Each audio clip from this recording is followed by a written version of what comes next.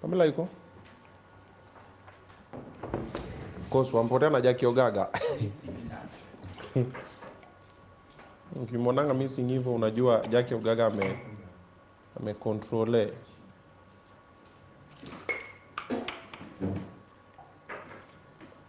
Dapa man amesharudi huko hapa bado yuko hii side. Uko hapa? Hujambo? Sijambo. Kupoesha hivi na English inaitwaje? Kupoesha tena kwa kizungu. Decanting. Wow, really? Decanting si kupoesha. Simmering. Simmering.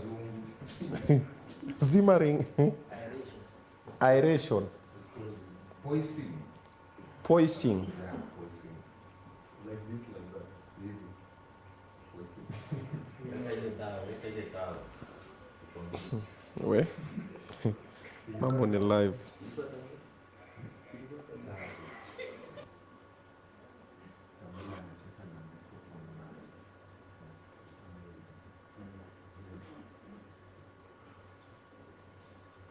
Haya, so nimetaga Ng'ang'a Muigai. Nimecollaborate kwa Instagram so that watu wajue hiyo page yake official.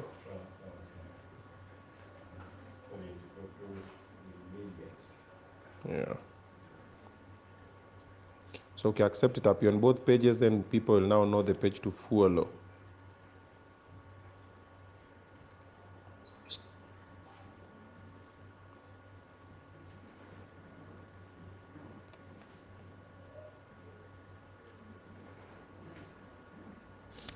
Facebook umemfungulia? Naitwa?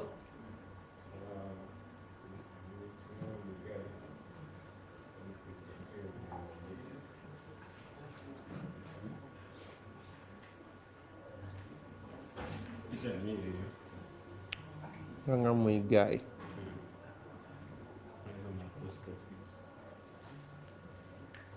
Lazima uweke hizo apostrophe. We? Hapo mtasumbua manini? Sasa unajua watu walikuwa washafungua hizo zingine za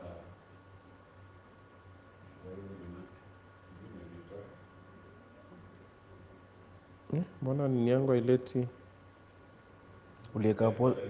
Ulieka apostrophe after Ama after A.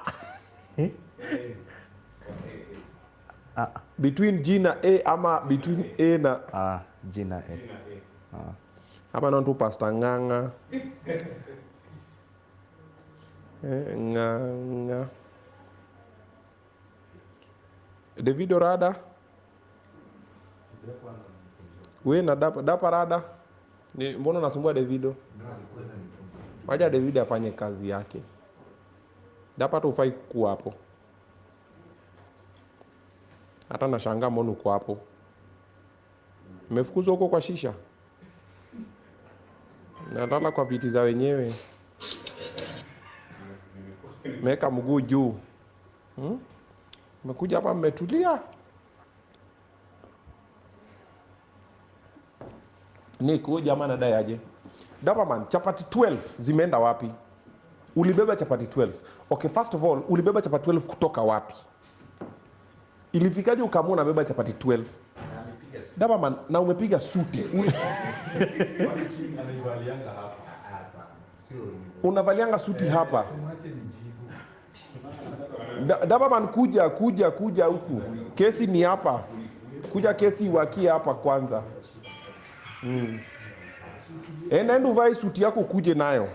No, ni saa slippers ni zake, mguu tutaona. Njoo viatu kae na kufinya una nini? So vaa koti ukuje kesi. So Dapa man, the story is he came with 12 chapatis today. He cannot account for any of them. Na yeye ndiye alikuwa amezibeba na mjeo venye amezificha lakini haziko. Are you guys thinking what I'm thinking? Waluya wa Busia. Yes. Mambo ni live. Haya, wacha tuangalie hapa kwenye YouTube sasa. Kama munaingia, karibuni sana, welcome. One more. This is the last one. This is the last one for the day. This is the last one for the day.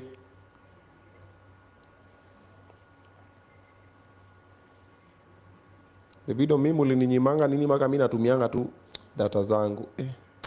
Ni hapa mambo ni mingi. Ngoja ndabai wifi ingine tena. Specifically yangu. I can buy? Si niko na router hapa Obinna Show Live yenye nimenunua. Oh, I buy another one. Iletwe hapa. So hiyo inakuwa inatumia for number sasa. Lakini tuhamishe ile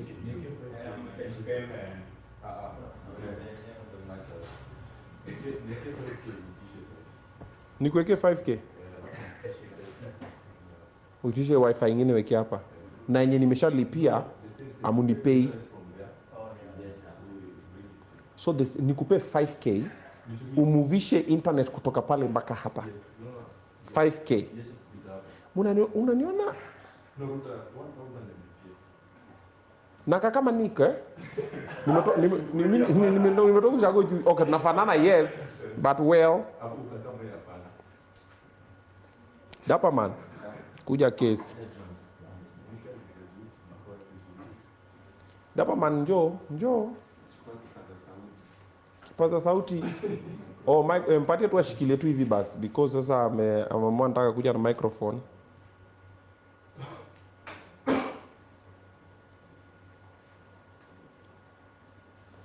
Karibuni. Tafuta kiti. Benson Kiprotich, akina Priscilla, akina Zamir Cutie, Rispa Gasheri, akina Happy Clare.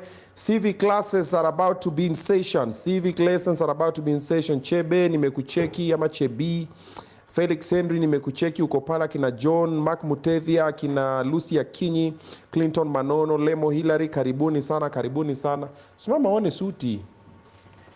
You look nice. I told you look nice, but utoe tu mic hapo, toa mic. Toa hapo kwanza. Haya, toa tu hivi. Simama hivi kwanza waone suti. Acha mbio. Unafunika na makebo. Susonge nyuma kidogo ndio. Very nice. Actually the white and that blue A1. Thank you. Na manjuti pia A1. Okay? Yeah. Kwani koti? So umesema iko sawa tena. Iko sawa, but I've just seen a mistake. What's happening in the lapel? Up there. Easy. Lapel ni hii. Angalia hapa juu. Hapo. Easy. Hiyo. Si nimenini huko. Umenini? Lazima nilikuwa nimetoa kanini. Umerarua? Chapati. Haya, karibu kiti. So shikilia tu hivi tuongee. Ni aje? Poa. Sushikilia hapa dapa man. Oh, nataka kuclip. Okay. Ni aje? Poa. Ulibeba chapati ngapi leo? 12.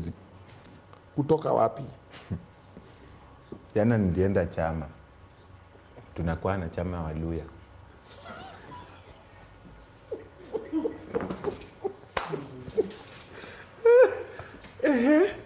Sasa mimi sikukula Kwa chama.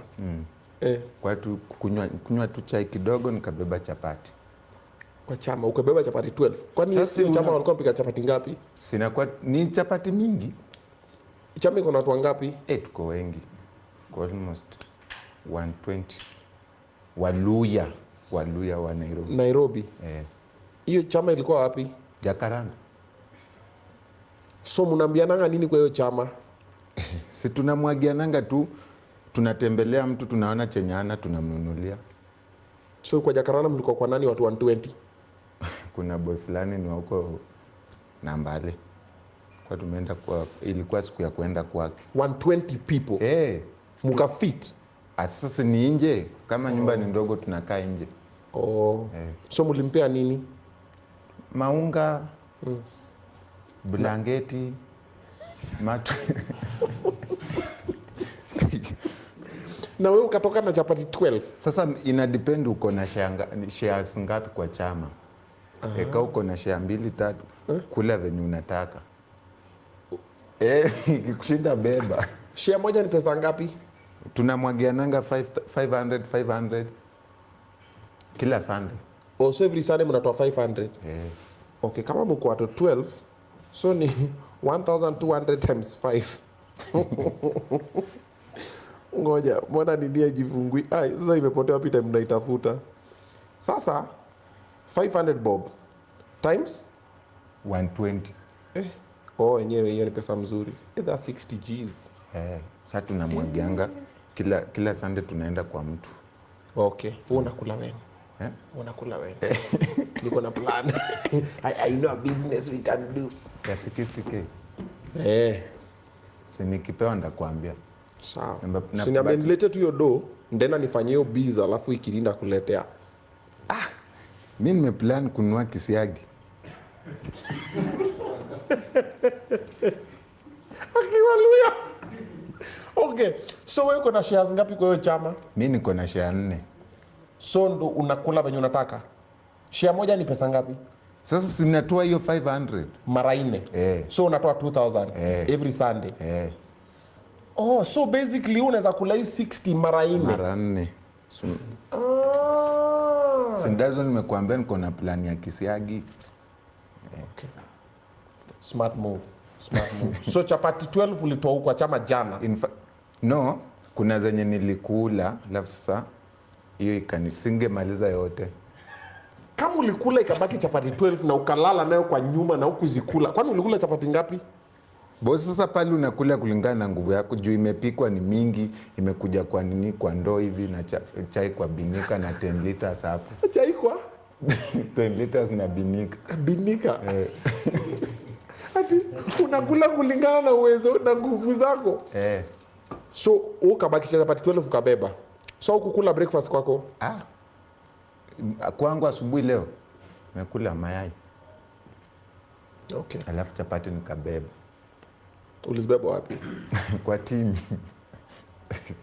Alafu zimeenda wapi? So basically umetuletea chapati za jana. Na zilipikwa juzi. Sasa unajua, zikupikwa juzi. Zilipikwa jana kuanzia asubuhi, si chama tunaenda kitu saa 9 saa 10. Okay. So chapati 12 zimeenda? Si tumesha huku nyuma. We na nani? Because nimesikia wakisema wajaona chapati. That's why nimesikia hata kuna chapati. Me I didn't know there's chapati. Mimi nasikia, Obizi umekula chapo? I'm like, chapo? Ati hapa maana amekula chapati 12. I'm like 12. Omosha amekula. Nani? Jerry.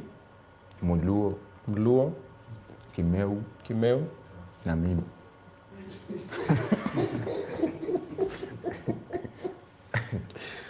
Na Caleb amekosa. Ni watu 5 umechapa chapati 12. So kila msee 2. Ilikuwa tu ya kwenda nayo polepole. Sana kuja na okota. Alafu tena tunaficha. Mlikuwa mnazificha? Then mbona ulizibeba? Sasa unajua leo tumekula mapema. Sasa nakuanga aleta hawa suko. So, tusongeze time ya lunch nyuma kidogo. Sijasema hivyo. Sijasema hivyo. Last time nilirudi na mandazi. Ulibeba mandazi? Nabebanga tu. In secret way. Sio kireti. Unaenda mandazi kwa mfuko? Hapana. Nabebanga zile kumbafu zile ndio nabebanga. Mandazi na kumbafu. Zile ni Drogba.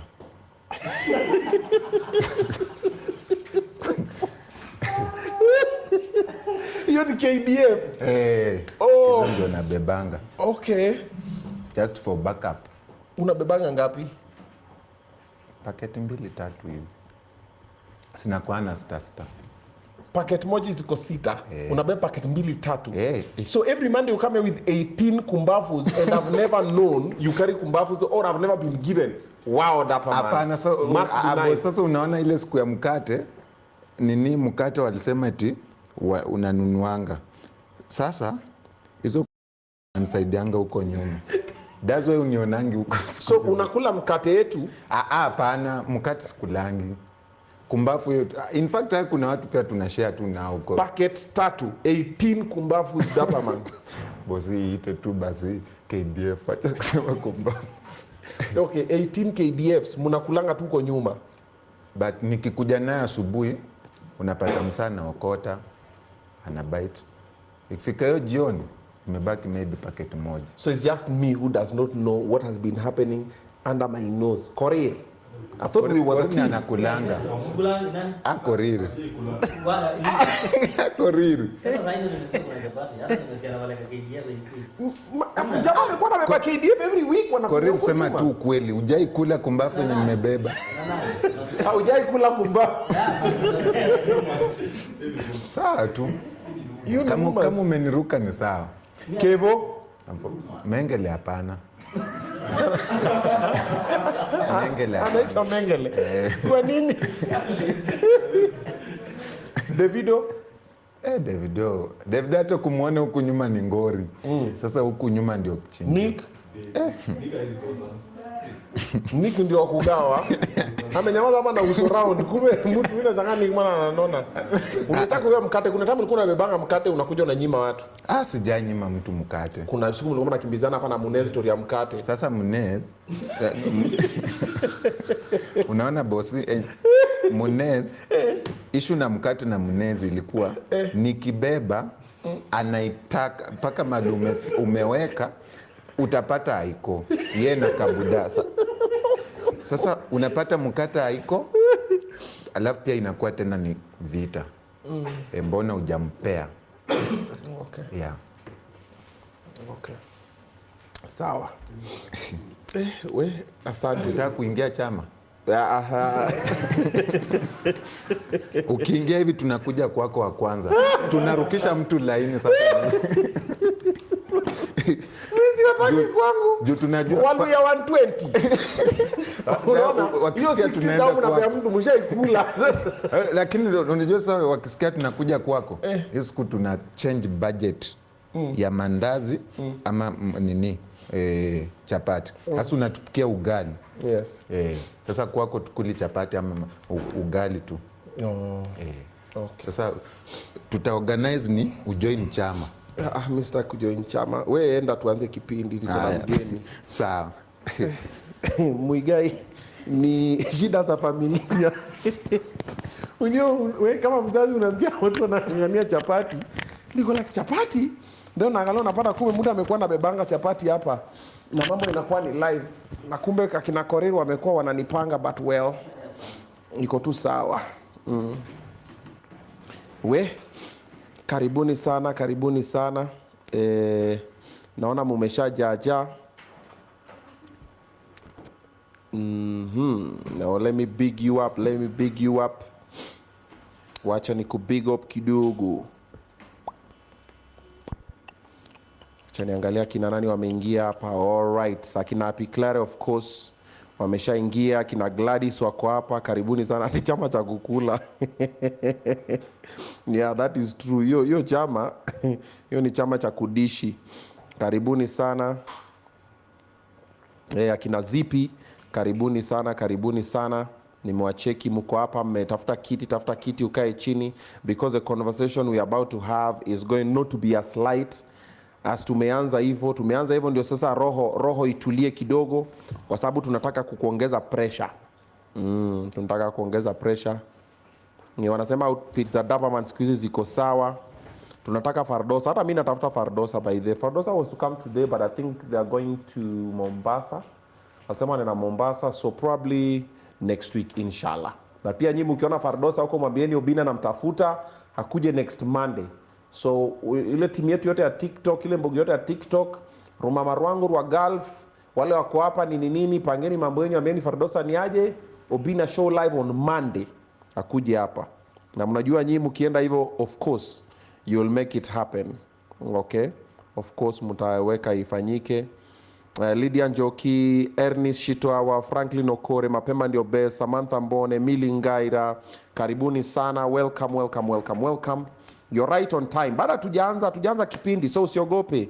Yeah, hii ni kipindi cha Lala Salama. Kina DJ Grizzly wanasema tuko ndani. Akina official CEO karibuni sana. Emily Agatha karibuni sana.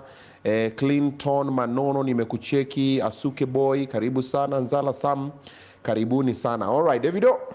Tuanze kipindi.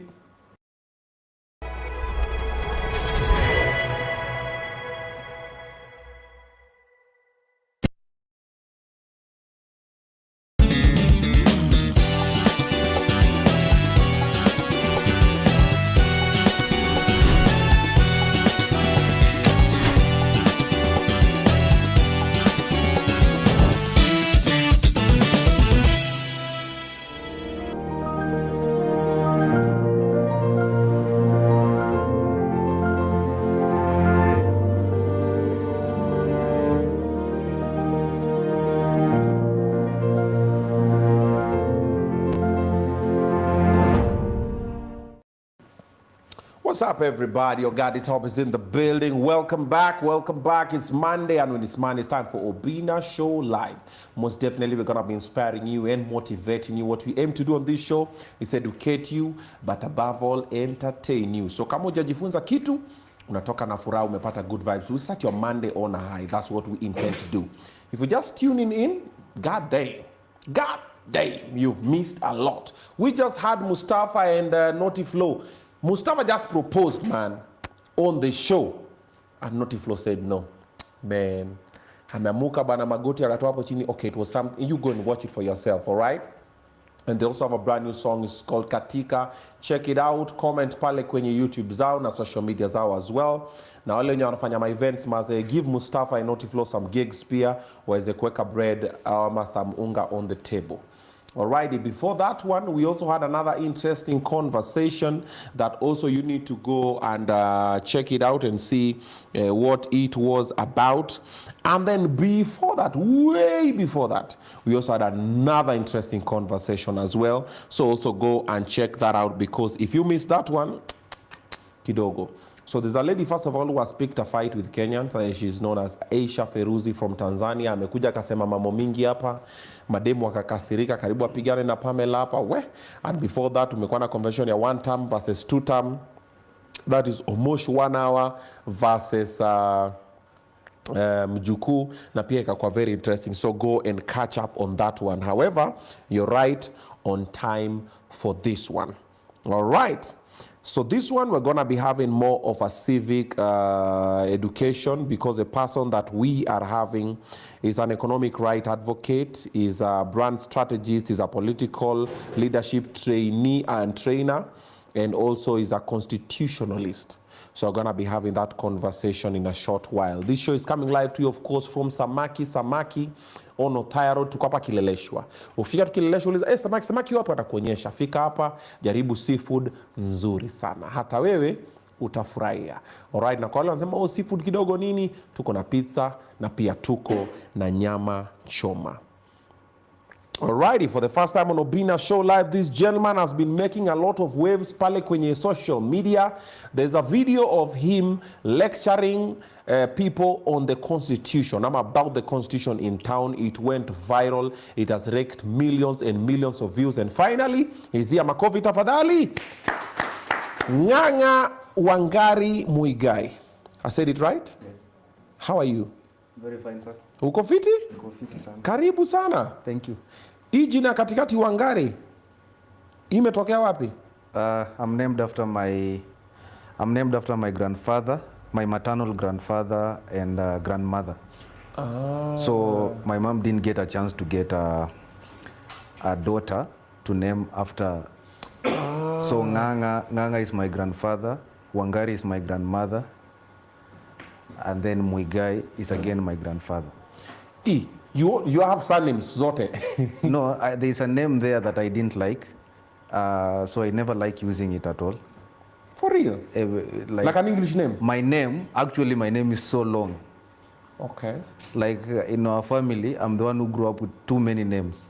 Okay. So like technically my name is supposed to be Raremi, Ng'ang'a, Wangari, Waithera, Muigai. Because now I was cutting across the people from my mother's side, so Those names I was also given by my paternal grandfather. He used to call me those names all the time. Like one time he'd call me Raremi, another time he'd call me Nganga. But there is an English name there called Josephat. So I don't like the name because... No, I'll tell you why I don't like that name. Bro, I feel you. No? Yes, you know King Jehoshaphat was a very wise king in the Bible. Yeah. But it's the way he used to pronounce it. Because he used to call it Josephat. So I used to feel so bad. But then I came to have a very nice girlfriend. She used to call it so well. She called it Josephat. Like, I don't know whether to bring it back for a sec. Josephat. And later Josephat. So I don't like that name. Do you know? Yeah. They always say a name carries a lot of weight. Yeah. For example, unonizo lecture ulikuwa peana tao. Yeah. Ingekuwa ati lecture from Josephat. Aingetrend. Watu hawangekuchukulia serious. But ilikuwa, this young man is called Nganga Muigai. Oh, Nganga Muigai. Oh, wow. Because the Muigai name, we are familiar with it. Yeah. Then Nganga also Pastor Nganga Bia. I love just Nganga Lito. Like the Ngangas we've known, Yep. kidogo, they've always been vocal and something. So like Nganga Muigai, Nganga Muigai, Nganga Muigai. Yeah. But ungesema, we, umesikia ile historia ya Constitution, at nani nasema Josephat. So, I agree with you. Yeah. Stick to Nganga Muigai. Yeah. Wangari. Na Waithera, mbona umeitoa? Waithera is my mom. Ah. Waithera is my mom. Unajita jina ya mama yako? Yes. So in high school, my name was Nganga Wangari Waithera. Nobody used to use Muigai. And you came to our school, you were the first person to mention my name. The first time you came, I was in form 2. When you came to our school, you were doing break time show. Ah. So you were Nice Githinji. Yeah. You were doing the Western region stuff. Yes. Kakamega school, right? Mm-hmm. Who won it? I won it. You are the first guy to say that name, and I appeared on TV, and my mom was like, nilikuona kwa TV. Oh, wow. Damn. I wouldn't have remembered That is the only reason I came for this interview. I don't go for interviews. I was like, Obinna introduced me to some things back then. Oh. So I was in form 2 then. Oh, wow. Yeah. Thank you. Thank you. Welcome. Welcome. Karibu. Congratulations. Happy to meet you again. Yeah. Uliimba your time? No, it was comedy. Remember, break time show? Ulipiga comedy? Nilienda shule mingi. No, I remember break time show. Yeah. Even my boss on break time show, the boss is our production manager from Bina TV Studios. Yeah. But sorry for another day. Yeah. So I've been looking for you, bruh. And I've just learned that haukwa social media. Yeah. So nimekuwa na chat na gaidi. Yeah, manze. So we even did a video to say that niaje, I'm not on social media. Akachukua Like, can you kaweka. imagine doing a video for social media to say you're not on social media? Like, and he picks it and again uploads it on social media. Hebu niangalie DM nilikuwa nakwambia nini. Hey, you know, I was looking for you, so I DM'd Nganga Muigai. There's a page I DM'd. Yeah. Iko na 36,000 followers. Yeah. Okay? So nikasema, oya, ukareply, ukanipiga dole. Nikasema, Obinna show live Monday itaweza?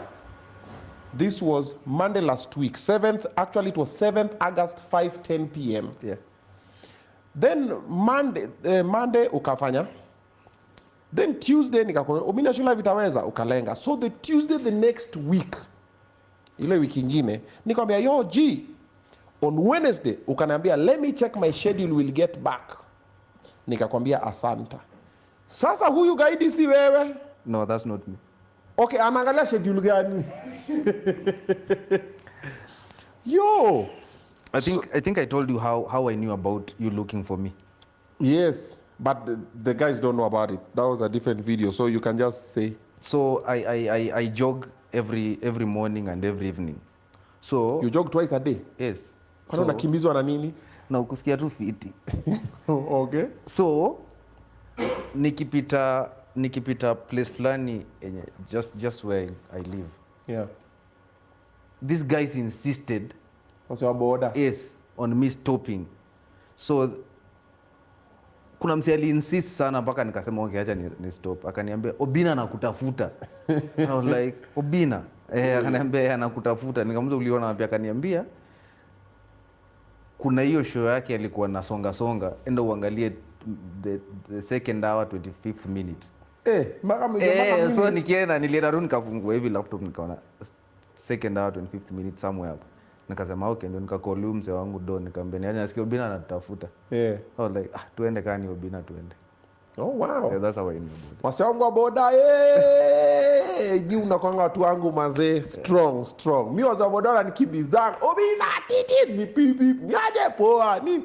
Those are my people. Thank you for bringing him on the show. Amunge mwambia angejua Don pia alikuwa amelala kwa kazi. Mimi nimemeet Don kwa baby shower ya Steve Simple Boy. So Don anakuja kanambia unachikiumsi. Anacho bichako unachikiumsi. Mimi ndio na manage. So nikaangalia Don kwanza niwauza ananichocha. Nikamwambia nilikuwa namtafuta haki. Apendangi interviews lakini ndamleta. Nikamwambia kama apendangi interviews utamleta aje na apendangi interviews? Ndabonga naye wacha nakupanga tutabonga. So in the commotion ya kuimba ma baby shower songs nini, so mimi nikachomoka, I went for another event.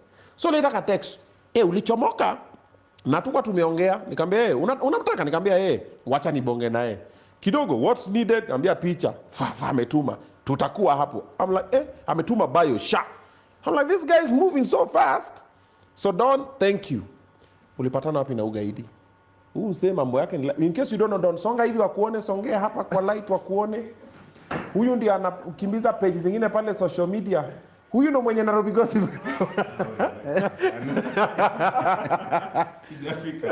Niko hapa. Huyu yako Daily Trends. So page yake ni Daily Trends East Africa.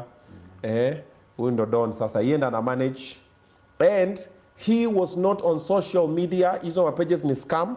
I've just tagged the official pages. Mtu anakula vizuri. Kuna mtu anakula na jina yake, na pia Davido umeziweka hapo kwenye comment section, kwenye bio. Weka the official pages. So TikTok yake ni nganga.muigai. Nganga.muigai ndo TikTok yake, ndo imeanza. Instagram yake nganga_muigai_ in the end. Tumefungwa like 30 minutes ago. 30 minutes ago kuna post moja tumecollaborate. Hizo zingine ni fake. Facebook Nganga Muigai. Nganga yenye with apostrophe. Nganga iko na apostrophe hapo juu. YouTube bado hayuko YouTube, so tutafungua hizo. Asante sana Don. Thank you. So mlipatana wapi na huyu jamaa? Don nilimeet na yeye Jivanji when I was doing now the third edition of what I do. So your day it's funny. Nilikuwa I've been working on something since the beginning of the year. Alafu for some reason haikuwa ina succeed. Like tunamaliza tu job hivi like tunafikia 90% I succeed. So I went back where I work. So nikaambia God ni aje. Hapa kuna options 4. It is either mimi niende home nifanye farming. Mimi najua farming poa sana. It's either niende nifanye farming ama nifanye events ama nirudi shule. And the fourth one nifanye advocacy. Hizo vitu zilikuwa zinani confuse. So hiyo day nilikuwa nimeenda tao kuprint profile ya company, so decide let me open a company niende nifanye vitu zangu. Okay. Nikingoja ule msee ni printie vitu, tuko na msee wetu tunafanya ganejo hapo Kikorok. Nikamwambia acha mimi niende bunge masaa ndio hii. So nikaenda bunge but sikuwa na plan kuongea. Normally wana avoid bunge za Nairobi sana because of so many reasons. But vile nilifika hapo kuna mzae fulani, I think that guy is like alituambia kwa 70 something, sijui 70 something years. Akasema ati hakuna government haijaiwa watu. Ikakuguza mahali. Yeah, like I was like, his statement inafaa kumean like, are you justifying? Then I realized no. Reaction ya wase ilikuwa tuna discuss hii kitu like whether wengine wanasema ni ukweli hakuna gavaji watu, but I was like Nyinyi wote amjui penye noma iko, like hata mjui mbona tumegather hapa. Si mambo ya gava, si mambo ya si mambo ya hizi dates na nini. It's something deeper, and they like it that way. They like it when you are discussing trivial issues. So I decided, like, I was trying to tell them, like, why are we here in the first place? Like, you have to know nini inakupush ukuje bunge. It's because some things are not working somewhere. Okay. And that's why you're here. So that's how I met Don. So sikujua amerecord. So wase walikuwa wameniambia ati ngoja kamera zinakaa mtaongea hapo, nikawa enjoy, nikamwambia niaje, acha niishie hivi nipiki kitu nirudi. Cause huwa na avoid camera always. So sikurudi. Yeye alikuwa amerecord. So ndiye alinicall kuniambia wase wanakutafuta. Then nilikuwa na ignore. Then I came to town like 3 days later. Yeah. Ndio nika realize Imewaka. So hata sikurudi town. Ukatoka town. Sasa nimezoea freedom fulani. Natembea gatao na shorts. Like nishazoea hiyo freedom. Sasa siwezi fanya hizo vitu anymore. Or you are not like a social media guy? No. Hauna smartphone? No. Why? Choice. Utaki hizo drama za social media? Ni sickening. That's true. Especially the sickening part to me is I know the truth, but I see what you're arguing about. So I'm like, there is no way like something can trend na ina trend almost like 100k post 200. Yet it's not true. So inani make sick, like, so like wacha ni stay away. Yeah. But it's even safer to be like that. When you're secluded in a certain space, it's better most of the time. Yeah. Anywho, so you are accolades. You are a constitutionalist. Yeah. Constitutionalist. Yeah. This means? A constitutionalist is a person who believes that everything should be done in accordance with the rule of law. Okay. And the rule of law there, it has to be the constitution. Okay. Yeah. Economic rights advocate? Economic rights advocate is, kuna kuwaga na difference between activism na advocacy. Okay. Hiyo wasio jaijua hiyo. Advocate, ukisikia mtu ni an advocate for something, we are challenging the powers that be to do the things without necessarily having to call people kwa maandamano. But activist yule saa mwenye anaendanga street. Okay. So that is the thing. Na mimi mostly yangu inakuwaga economic rights, because ukiangalia kwa Bill of Rights tuko na civil rights, tuko na political rights, alafu sasa tuko na economic rights. Tuko hapo sasa as a country, as the world, tuko hapo. Unaona wars zote ni about the economy, it's not about power. No, it's just about the economy. Okay. So that's it. Okay. Yeah. A brand strategist? That's what I've been doing for a living for a long time. Okay. Brand strategist, normally I do BMCD. BMCD is branding, marketing, communication, and distribution. And I've been doing mostly for human brands. Like among the people I've worked with, I think the first person who worked on this thing is Nadia Mukami. Okay. Then Masita Rus niliwork naye. So normally tunaangalia like you as a prospect. Yeah. Tunataka watu wa feel aje wakikuona, tunataka wakisikia unaongea na nini, vitu kama hizo. And then on the technical side ni hizo vitu, ukitaka flyers, ukitaka sijui banners, hizo vitu, printing. Okay. Yeah. Okay. Political leadership trainer? Yeah, political leadership trainer. I've done that. I did that since 2022. So you train like politicians? Like kama unataka kurun for anything. Yeah. Let's say you want to run for MCA, for MP, for Senate. Yeah. I offer those services. Like you can organize yourself as a church, as an organization, as a group. That niaje, si nataka mayouth wetu wajue kitu fulani. So you can call me. I come there. I teach you like exactly what goes into it. So that's what we call political leadership training. So ukitaka tukuchoree manifesto, ukitaka filosofia leadership yako, unataka kujua oversight ufanywaje exactly, legislation ufanywaje. Unajua tunasikiaga tu oversight. Ati the role of the MP ni oversight, but now we teach you exactly how you can do it. Yeah, ukitaka petition, we can do petitions for you. Ah. Yeah.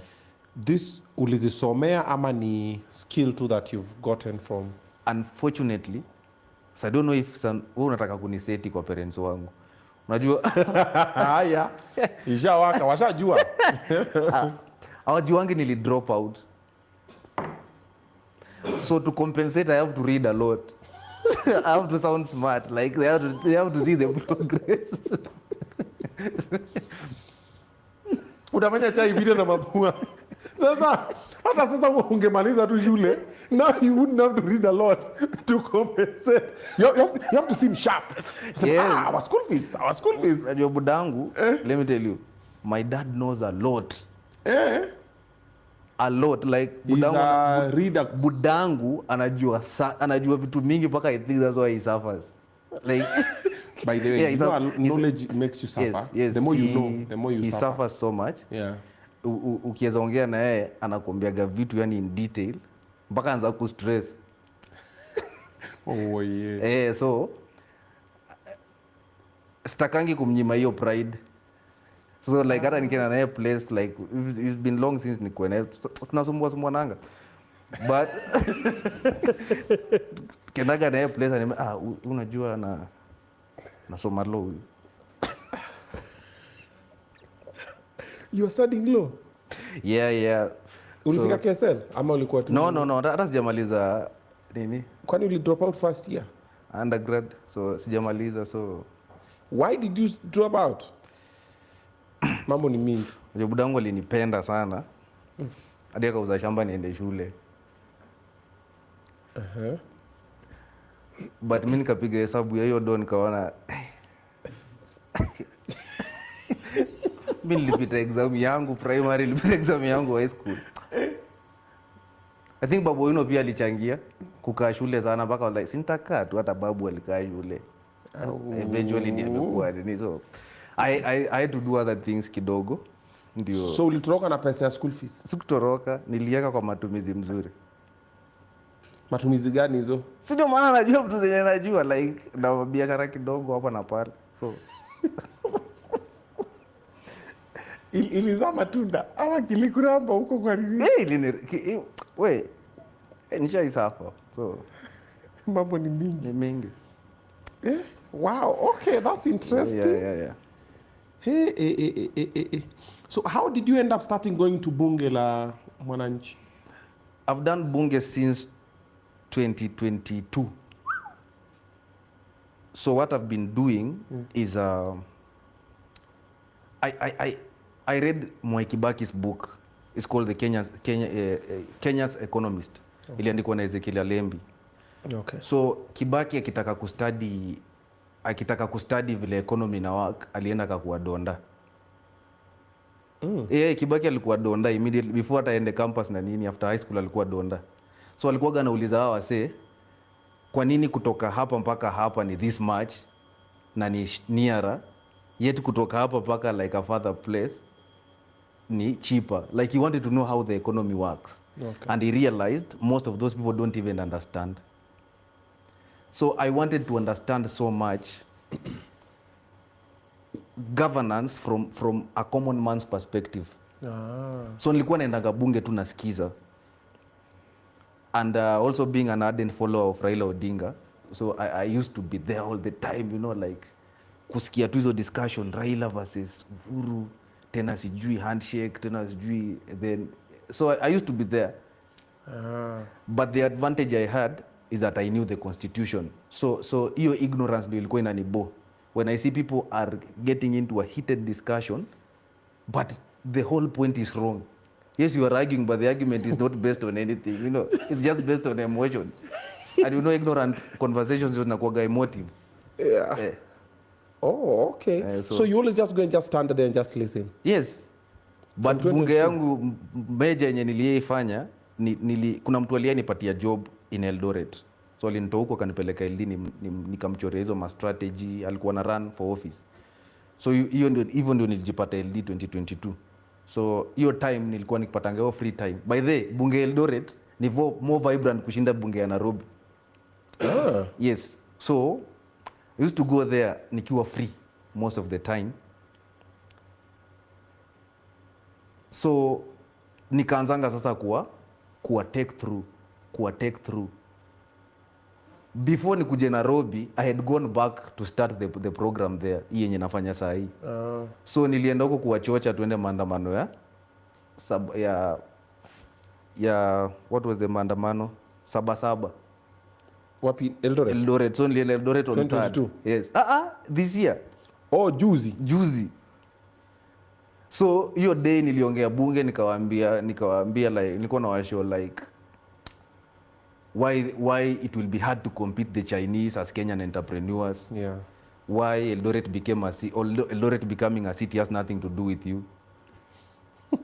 Sasa mzee akaniambia hiyo maneno inafaa tuende tuseme kwa bunge ya town because hii ni ya huruma.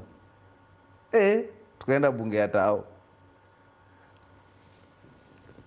Wali argue at first, but I drove the point home and I told them like, you know what, this town becoming a city has nothing to do with you.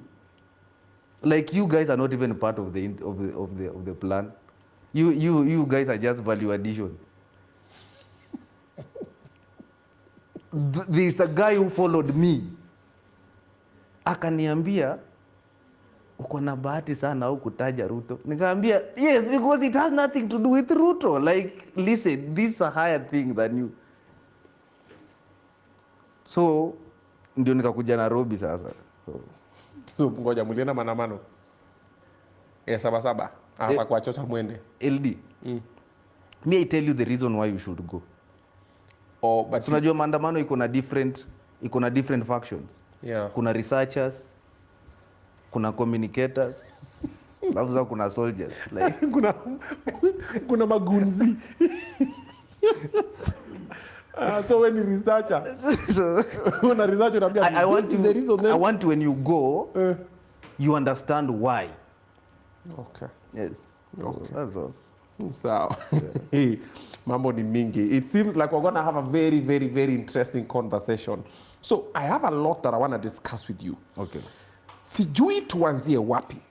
Basically what I brought you here, what you do is civic education, sindio? Yes. Sijui tuanzie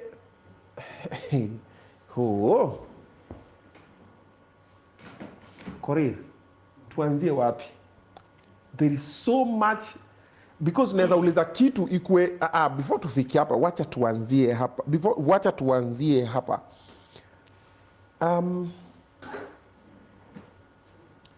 Aya, wacha nipate general question and then it to spin back to Kenya as a country. Are we doing well economically?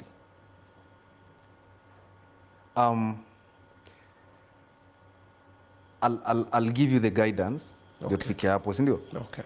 In very few minutes. Number one, na hii nataka kila msee asikize because this is like the formula to know whether we are doing well or not in any sector. Okay.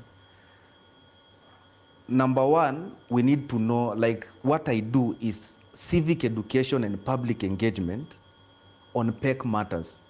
PEC matters ni political, economic, and constitutional matters with an aim to do just one thing: to find problems, to identify problems, to find the solutions, and the necessary action to take. Okay. Like I don't educate people without an end goal. Okay. The end goal is that you have to know what is the problem, what is the solution, and what is the constitutional action to take. Okay. And for you to do this, you need to use one formula. It's a very simple formula. I think for those who are watching, you should write this down. Usiwahi sahau. Kamera yako ndio hapa. Usiwahi sahau. I want you to write PSA is equals to ACDRQ. So to find any problem on political, economic, and constitutional matters, you need to have agreements, that is the A. You have to have chapters, that is the C. You have to have the details, that is the D. You have to know the R, roles and responsibilities, and you have to know the Q, questions. So, Obinna umeniuliza, is our country doing well economically? So there are things that everyone must know before anything. Number one, what is happening? Shida ni nini? Okay. Hii shida imeletwa na nini? Like imesababishwa na nini? Options ama solutions ni gani? Na tutatumia formula gani? Okay. So we come and ask ourselves this. Kuna watu wanagombana. Hiyo ndio shida, like kuna maandamano, sijui nani anatusi mwingine, sijui na it means there is something that is going on. So tunajiuliza, do we have political problems in Kenya? Do we have a political problem? Political problem ni wakati watu wanapigana in a country, wanauana hadi. Because of what? Because of politics. Yani, sijui unajua sasa ODM imeshindwa, watu fulani wauliwe. Kenya ime-experience hiyo vitu twice, 1992 na ime-experience hiyo kitu 2007. Na ikaisha. Ukitaka kujua imeisha, when Rigathi was impeached, hakuna mtu ameua mwingine. When they formed the broad-based government, hakuna mtu ameua mwingine. Normally inafaa ilete shida, unaona? Hakuna mtu ako na shida na Raila kuwork na Ruto. To a point ati anataka kuua mwingine. No, we just discussed, nasema tutafika 2027 we shall remember. Does our country have a constitutional problem? No. A constitutional problem is where many people are suffering in the hands of few people. Like president anaweza decide, nyinyi watu wa Western hamtapata maendeleo. And that's the law, hakuna kitu mtadu. But no, si hatuna hiyo shida. So we are having an economic problem as a country. And why are we having an economic problem? It's because government inataka one side of the economy and the other one, the people wanataka the other side. The economy has only two sides. The growth side na the development side. Na unasikia economic growth and development. So, economic growth ni nini? Nitakupatia a very simple example. Economic growth ni kujenga nyumba kubwa, supu sana. But economic development ni watu wakuwe na food kwa hiyo nyumba, wakuwe wanaweza enda shule, wanaweza fanya nini. So hata ukijenga nyumba kubwa waje na wasea wakuli, it's same to nothing. Right? Economic growth ni kupatia Harambee Stars do. Mmewin, good. Economic development ni kupeana incentives kwa hizi ma corporates. Unajua tutawapunguzia tax ama tutafanya nini mkisupport teams. So that whether umse atacheza chana ama atawahi cheza, any footballer akwe lodwa, akwe wapi, anaweza afford life. Economic growth inakuwaga measured na figures. Ndio unasikia gava inashindaga ikituambia, our GDP is growing by this, because they are just figures. But economic development is measured in feeling. Ni unasikia tu, yani unasikia vitu wazi wako, unakutana na unajua hii chumi ya saa hii, is because there is no economic development. So development is when unasema tuko na pesa kwa mfuko. Hiyo sasa ndio kuna do kwa mfuko sasa. Umeona? But kama unasema nini, hatuna do lakini mnatuambia tumegrow, nayo ni growth. Economic growth ni kujenga mashule. Economic development ni ku make sure parents wa hawa watoto wako na enough jobs na wanaweza feed hawa watoi wakuje shule. So hata ukijenga shule na parents wanasafa, hawa watoi hawezi kuja shule for very basic reasons. Now also these teachers hawaendi maandamano because wamelipwa, so they are also enjoying what they are doing. You see, so who is the ultimate loser? The common man. Nakupata. But sasa hizi vitu zote Obinna ndio solve kitu mara moja. Tutafanya nini? Lazima tujue only 5 things. Again, you should not forget this. The 5 things you should know ni number 1. Nchi ni nini? Tuwa tunasafa jua tujui nchi ni nini. So hata unaweza andika chini nchi ni nini? Number 2, serikali ni nini? Number 3, sheria ni watu ni kina nani? Number 4, sheria ni nini? And number 5, shida ni nini ya hizo vitu zote? So Obinna, I'll ask you, nchi ni nini? Nchi ni watu. If we cannot define what a republic is, then we cannot know what is the problem with the republic. It's only after you know something that you can. Ndio maana ukienda Gausi unaambiwa, so hii kitu ilianza lini, umekuwa una feel aje, so that they can be able to understand the history of that thing. So if you don't know, if you can't define something, you cannot solve it. Yeah. So nchi Obinna, nchi ni sehemu ya watu, vitu, serikali na sheria. Kama haina hizo vitu zote, hiyo si nchi. Obinna, serikali ni nini? Kila question unapata na kupea tao. Mr. Kipesa yako. Sikia, hiyo kitu tumekuwa nayo hapa na mjukuu na Omoshwa nao. Yeah. Pia mjukuu pia katatu tao. Yeah. Serikali ni nini? Serikali ni watu, the people. Like, okay, tumeteseka sana hizo maswali. So, serikali Obinna, serikali ni watu wachache waliochaguliwa kidemokrasia kufanya maendeleo na kuongoza watu kisheria. Hiyo ndio serikali. So lazima ujue hii serikali lazima ichaguliwe kidemokrasia. Na lazima hii serikali ifanye kazi kisheria. Got you. So kidemokrasia, article 3(2) ya katiba inasema serikali yote yenye itatengenezwa kinyume na hii sheria ni batili. So lazima the only way we can form government is through a democratic process. Now, the only way you can run the affairs of a country is through the rule of law. Sheria sasa, yeah. Right? Yeah. What is the third? Watu. Watu ni kina nani Obinna? 10K. Kijibu inakupea 10K, wachane hota ya mjukuu. Si watu ni hao.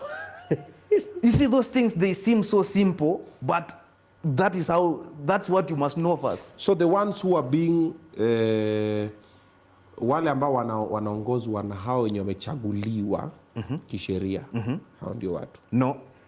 Watu ama wenye unasikia tunaitanga Kenyans ni watoto. Hivyo ndio sheria inawadefine. Hakuna kitu inaitwa Kenyans. Sheria inadefine Kenyans hivi. Watoto, hao ni people who have not attained the age of 18. Wamama ama akina mama,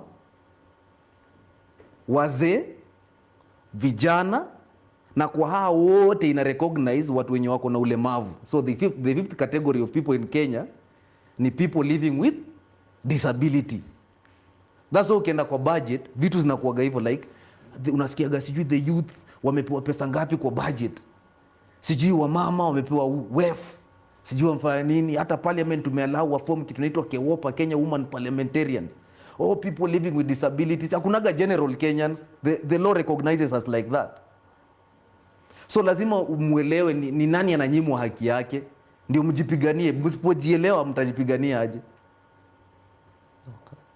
Then tumetoka watu ni nani? Watu. So watu ni watoto, wamama, vijana, wazee na walemavu. Yes, si walemavu, watu wanaoishi na ulemavu. Oh, watu wanaoishi na ulemavu. Yes, ni watu like your whole. It does not define them. Yes. It's a condition. Yes, it's a condition. Okay. Yes. So that is watu. That's the definition of watu. Hao ni watu kisheria. Serikali, people elected democratically to rule, to guide by the rule of law. Yes. Direct to conduct development and lead people through the rule of law. Okay. Nchi ni nini? Nchi ni sehemu ya watu, vitu, serikali na sheria. Haya. Sheria ni nini? Sheria ni nini? Sasa that is where the problem is. Hiyo sasa. Sheria ni nini Obinna? 20K. 10K. Sheria ni nini?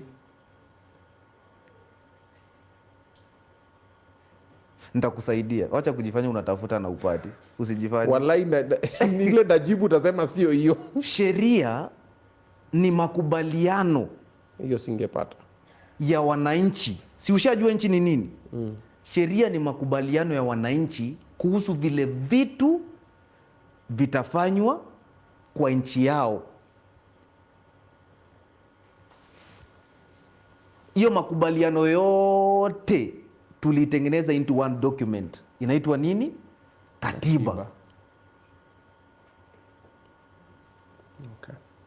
Copied. So, before ni kuallow hata uendelee, nilikuambia the fifth question ni nini?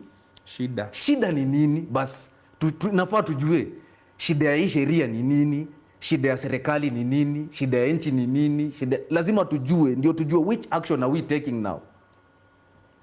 So, historia ya hii sheria yetu ni gani? Ilikuwaje tukapata Constitution 2010? If we do not know our history, we cannot know what action to take. If we do not know how we got this constitution, hatuwezi itetea, because article 3(1) ya hii katiba inasema nini? Inasema every person, unasikia, every person has a responsibility, an obligation, in fact, an obligation to respect, defend, and to respect, uphold and defend this constitution. Mtu yoyote, like, yani yoyote, as long as ni Mkenya. So Obinna, the year is 2000.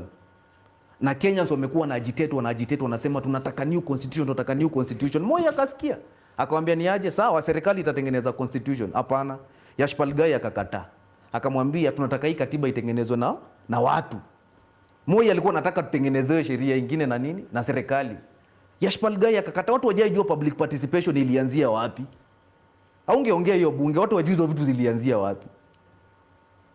So Yashpalgai ndio aliagi, wakaambia Moi, no, will not do that. So wakatengeneza kitu inaitwa Constitution of Kenya Review Commission, CKRC, in 2000. Ikafanya job 2 years, ikazunguka all over Kenya. In 2002 walikuwa wamesha collect views from border to border ya Kenya. Wakakuja na hizo vitu zote, wakafanya kinaitwa NCC, National Constitutional Conference. Ilikuwa na watu 200 wenye walikuwa wamepikiwa like from different places. Wakaconverge wapi? Bomas. After wali converge Bomas, hiyo nikakuja ikakuwa adopted in 2004 after Kibaki sasa ashakuwa president. Wakaleta hiyo ndo unasikia, ushasikia watu wanasema the Bomas draft. Hiyo sasa ndio the Bomas draft, because hiyo NCC ili discuss hiyo katiba wapi? Bomas. Na ndio ujue serikali haitupendangi. While hii yote inaendelea, gava pia ilikuwa inafanya mambo yake the other side. Ilikuwa imetengeneza katiba yao nyingine. Unajua nani alitengeneza hiyo katiba? Emos wako. Ilikuwa inaitwa the proposed constitution. Can you believe ilienda ikatoa rights za people with disabilities, marginalized communities, ikafanya hizo vitu zote? Hiyo ni 204. Si ndio rawa akaleta noma, akaambia ni aje? Hapana, hiyo haiwezekani. Ndio tukaenda nini? Mkaenda referendum. Hiyo referendum ya 205 sasa ilikuwa the proposed constitution ya government versus ingine. Hiyo chungwa na wakaangusha hiyo agava. 205 ikapita, 206, 207 tukaenda elections. 207 December nini ika happen? Samuel Kivuitu aka-announce Kibaki ndio president, akamswear in at 6 p.m. Very weird hours. Mambo ni mingi, ndio masani wacha. So what happens? Tukajipata mbona inaitwa the 207 to 8 post election violence?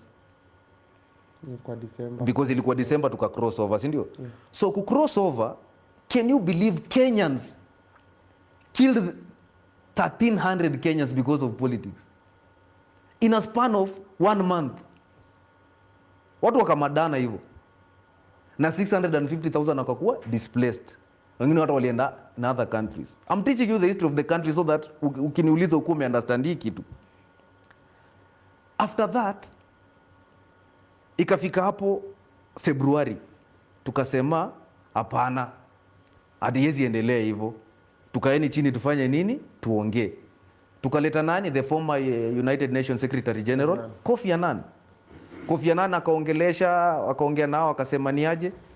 Hamtashare power. Mtashare nini? Responsibility. Kuna hiyo picha yenye Rao anakuwaga ameinama ana sign na Obako. Alafu nani Kofi Annan amesimama nyuma. Hiyo agreement ilikuwa inaitwaje?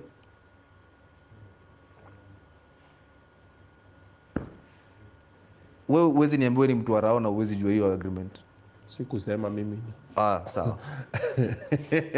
Hiyo agreement ilikuwa inaitwa the Kenya National KNDRA, like Kenya National Dialogue and Reconciliation Accord. Okay. One of the propositions za hiyo kitu ilikuwa tutatengeneza nini? A new constitution. The fourth recommendation. So ndio from hapo sasa wakatengeneza kitu inaitwa COE, Committee of Experts. Wakaenda wakachukua ile nini ya Emos wako na wakachukua hiyo ya Bomas. Wakaboro from this side na this side. Alafu sasa ndio 2010 tukaenda referendum ya pili. Referendum ya pili ili happen when? Ili happen on 4th of August 2010. Then 17 days some 24 days later tuka promulgate constitutions ndio tuka have your constitution sasa. Obinna, how many chapters does the Constitution of Kenya have? I have no idea. Do you guys know? 11 chapters. How many chapters does the Constitution of Kenya have? Hebu ngoja, wait. Weka swali hapo. Hapa kwenye comment section. How many chapters, watu wakimbie Google. How many chapters before Google? Kwenye comment section, how many chapters does the Constitution of Kenya have? If you don't know those chapters, if you don't know those things, hata usiwahi kuja maandamano. Ndio hiyo, shawaka. Haya, andikeni majibu hapo tunangoja before Google. How many chapters? Wacha tuone Wakenya wako wapi. 18. Tamaandika 18. Amepata. It's 18. Amegoogle. Hiyo time yote mtu amesha 21. 200 plus 10 6 18 7 wako hapa 21 18 21. Obinna we jibu tukome 21 11. Watu wengi hawajui hii kitu. A lot of people 4. Mtu ameweka mpaka 4. Korea amesema 8. Hiyo ni ya Rwanda. Unapata ameandika 1K 47 59 360 6 46. Mimi sijui. Obinna nipige makofi. 47 3 2. You see tuko wengi 54. Haya, take it away. So the Constitution of Kenya has only 18 chapters and 264 articles. Okay. The Bible has 1189 chapters. The Quran has 114 chapters. The Tripitaka has 55 books. Sasa hiyo ni gani? Tripitaka ni Bible ya the Buddhists. Inaitwa Tripitaka. Ndoga Tripitaka. Kuna 55 books. These are the basic things we must know. And what are these chapters? Ya Tripitaka? Chapters za katiba. Chapters za katiba yetu. So, okay. Unakumbuka kwa ile formula yetu tulisema agreements alafu number 2 tukasema chapters. See, right? Yes. So chapter 1 ya hii katiba Obinna ni sovereignty of the people and supremacy of this constitution. Chapter 2 ni the republic. Chapter 3 ni citizenship. Chapter 4 ni bill of rights, which is the longest, iko na 41 articles. Chapter 5 ni land and environment. Chapter 6 ni leadership and integrity. Chapter 7 ni representation of the people. Chapter 8 ni legislature. Chapter 9 ni executive. Chapter 10 ni judiciary. Chapter 11 devolved government. Chapter 12, which is the most important, hiyo ndio reason tunaendanga street sasa. That is the most important, public finance. Chapter 13, public service. Chapter 14, national security. Chapter 15, again in the reason tunaendanga maandamano. Chapter 15, commissions and independent offices. Chapter 16, amendment of this constitution. Na ndio watu walitengeneza hii katiba walikuwa werevu. It is the shortest, iko na only 3 articles. Yani ndio usijaribu kujifanya mwerevu, like ni 3 tu. And then chapter 17, general provisions. Then chapter 18 transitional and consequential provisions. But ukisema hizo vitu na English ina sound so bogus, ndio ina sound kitu. So tuiseme na Kiswahili. Nayo, si ndio? ChatGPT iko hapa. So chapter 1 ama sura ya kwanza, mamlaka ya watu na ukuu wa hii katiba. Unasikia vile Kiswahili inaileta sasa, yani vile una understand like mamlaka yetu yote iko hapo. Ndio maana unasikianga all sovereign powers iko hapo sasa. Chapter 2 jamhuri. Chapter 3 uraia. Chapter 4 sheria za haki. Ikisemwa na English ni Bill of Rights, inakaa kitu kingine, but ni sheria za haki na ndio nyingi. Iko 41. Chapter 5 ardhi na mazingira. Chapter 6 again shida yetu na hawa MP na vitu yote iko hapo. Uongozi na uadilifu. Chapter 7 representation of the people, sio? Mabunge. Inaongelea kuhusu national parliament, which is National Assembly na Senate na county assemblies. Now people don't know why we keep asking the president the questions like mbona vitu hazija happen. Listen to chapter 8 sura ya 8. Kitengo cha serikali cha utendaji, like that is the place that things are supposed to happen. Like usituambie ati sijui ni hapo ndio yani Kiswahili ina put it very nice. Kitengo cha serikali cha utendaji. Chapter 9 inaongelea nini? Chapter 9 mabunge. Chapter 7 chapter 8 ni mabunge. 9 is executive. Chapter 10 kitengo cha serikali kinachosimamia mahakama.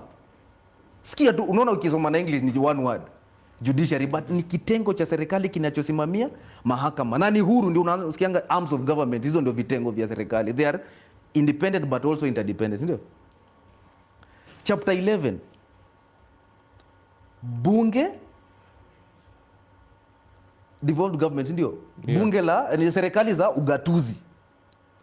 Sikia chapter 12, ukisoma na English nasema public finance, ndio. But chapter 12 na Kiswahili fedha za umma. Sisi ndio umma. Unakumbuka nikikwambia watu ndio sisi sasa, pesa zetu sasa. Na tuko na aina 3 peke yake ya pesa Obinna. Tuko na tax inaitwa ushuru. Tuko na borrowing ama loans inaitwa application in aid, kwa Kiswahili inaitwa mkopo. Na ya 3 tuko na grants inaitwa nini? Ruzuku. Na Kiswahili grant ni ruzuku. Okay. So chapter 13 kwa English inasema nini? Inasema public service. But sikia na Kiswahili. Chapter 13 huduma kwa umma. Yani sisi like, yani these guys are working for us. Ukieka na English inakani kama unajua I'm in the public service, ina sound very nice over beer, si ndio? It sounds very nice, but na Kiswahili ni hapo sasa ndio inakuonyesha tumeandika hawa say job. There is no in the constitution that honorable, no, representatives of the people. Mnatu represent, ni sisi mnawakia. Na iko hapo kwa public service. Sikia chapter 14 inasema national security.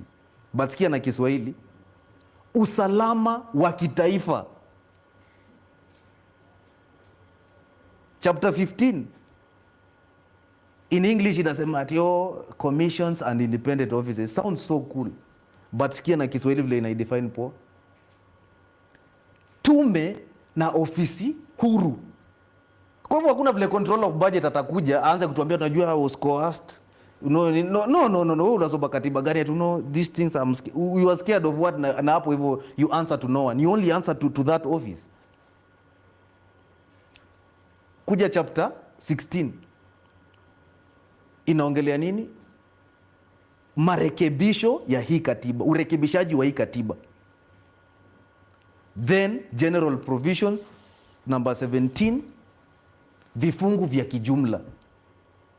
Then 18 and the last one vifungu vya muda wa mpito na yatakayofuata. Yani sasa hiyo ilikuwa ina explain sasa in the meantime tutafanya nini alafu nini ita follow from hapa. So Obinna, all Kenyans must first know that. Because how will you audit government? How will you hold government accountable if you don't know those things? Ndio maana unasikia watu wanasema ati si tulipewa MP mzuri bana. Anajenga mabarabara. Nasikia akakupiga huyo mzee because hivi ni watu ulisoma kwa hii katiba huyo MP anajenga barabara. Yeah. Right? So Obinna nimekufungulia flow. Man. From there you can take it wherever you want to take it now. Wow. Yes. First of all, that's very commendable. Bro, the way you've mastered Makofi, man. The way you've gotten the Constitution. So a few questions first I want to pick your brain on. Yeah. How long did you take for you to master the Constitution? Okay, have you mastered the Constitution? Yes, I know this Constitution end to end. From the preamble to the 6th schedule. How old are you? I'm 29. I'm turning 29 on 16th of November this year. How long have you studied the Constitution? 15 years. So it didn't take you 1 day, 1 week, 1 month, 1 year? Unakumbuka nikikwambia mimi na buda wangu tuliwahi sumbuana? Yeah. Buda wangu alinipiga sana on 14th of August. I'll never forget. Naona hizi marks. Yeah. He really beat me. Alikuwa ananiambiaga mimi si mtoto wake. But later vile aliona mimi nimeexcel tena akatrain nikakuwa mtoto wake. So hiyo day naikumbukanga because I ran away from home. Nikalala kwa kina mse fulani. Na nikilala ndio nikasikia katiba imepita. So that 14th. Then on 27th, I now moved from Trans Nzoia to Nakuru. We traveled here 26th night. 27th, ndio tukaenda Afraha. That was the first thing I did in Nakuru. Nilifollow your procession up to Afraha. So hiyo time tulikuwa tunaenda, that's when someone handed me that Constitution. But hiyo time sikuwa naona gani important. Nilikuwa naisomaga tu pole pole, kwenda hii kitu kina inasema nini ati all sovereign powers belongs to the people. This one like, what is this? So those years sikuwa gonna take serious. But after the finance bill 2024, I was so happy that finally kuna constitutional awakening. Finally. Guys will now pay attention to yes, this finally side. I knew like, yo, now do you know the sad part? I believed tukienda maandamano sisi wote tunajua mbona tumeenda. Hiyo tu inaniumaga like tunajipata kwa maana like I believed like nilikuwa gonna believe. Yeah. So that is my experience with the Constitution. Okay. Yeah. So for someone to study and get the Constitution the way you've grasped it, Yes. how long can they take? The shortest possible So it has only 264 articles. Wacha So kuiweka hivyo 264 ikuwe ni articles kama ni nini. ndio nakupatia Article moja kuna pages ngapi? article moja ni line like that's why ulisikia na quote hadi Bible. Like ni hivyo short. So iko na pages ngapi? Kale kadogo. Yani usihesabu pages. Unaona one day. Do you know if you read one chapter of the Bible itakutake 1189 days kuimaliza, si ndio? But ukisoma one article of this constitution, yani hata kama ni mvivu aje usome tu one article per day utatumia 264 days. 264. Yes, unasoma tu one article per day. Ukisoma 2 articles per day itakutake 132 days. Ukisoma 3 articles per day itakutake around 66 days. I think guys 88 something. I think we have a challenge. Yes, ukisoma 10 articles per day itakutake 27 days. It is that short, like for real. It is short, like bro. Willis came here with the nikashika hivi nikasema we anakutisha tu. No. Si ngumu. No, nilishika hivi nikasema hii mtu kume. Okay guys, I think we have a challenge as young people. I think we can start it. So where do we get the Constitution? Can I shock you? The government press inauzanga Constitution ni 250. 250 bob. Yes. Iko digital, we can get it online. Digital, unaweza download the Constitution of Kenya. So we can get it. Yes, you can get. Okay. Uraia pia wewe ina distribute katiba. Okay. So guys, I think we have a mission. So let's say we give ourselves, let's say 1 week. Yes. So you can get your things in order. Yeah. So by Monday next week, Davido utanikumbusha. Tuanze kusoma Constitution from Monday next week. Yeah? Huo nasoma. Yeah, ameanza. Yeah, so we can do it in 26 days. We can do 10 articles per day. So kuna time ingine utafanya more, kuna time ingine utafanya less, lakini let's give it a month. Na 10 articles unajua unaisoma na how long? 10 minutes. Wewe sasa kwa Bro, like hebu sikiza, article 3:1 ya katiba inasema tu, inasema article 3:2 inasema any government established in contract with this constitution is null and void. Like it's there. Ukisoma article 239 yenye watu wanasemaga all the time ati by the ina address hadi stories za goons. Goons wako addressed. Kama wewe ni goon inafaa uende usome article 239 4 imesema hakuna kuestablish any paramilitary group. Hizo vitu like iko guna kwa addressed hapo. Magunzi. Polisi wenye wanapiganga watu kwa maandamano wako addressed kwa article 239 5. Umeambiwa na all national security organs are subordinated to civilian authority. Polisi akikuona anafaa kuambia ni aje, asante sana bana kwa kutoa ushuru, bila wewe singekuwa na job. Polisi mgani? Yes, I'm telling you, because we don't know wanatukalia, because we don't know. Guys, why do policemen carry guns? To protect us. Usalama wa kitaifa. Si kututishia. Si tunafikiria hizo gani zetu ya kutuambia wewe tutakuchapa risasi kwa mguu one leg. Umesema hivyo one leg, si ndio? President alisema nini? Ati tupigwe risasi kwa mguu. What that statement means, especially that statement should not be made in an economic phase, because hii katiba inasema there is only one category of people who are exempted from paying tax. People living with disabilities. So so sijui kama president anataka tax ama hataki. Rais. Tuma mtu. So that was ill advice. Yes. That is an economic sabotage. Yes. He's shooting himself in the foot. Yes. Literally, yes. Or figuratively. Yes. Figuratively. Yes. Oh, wow.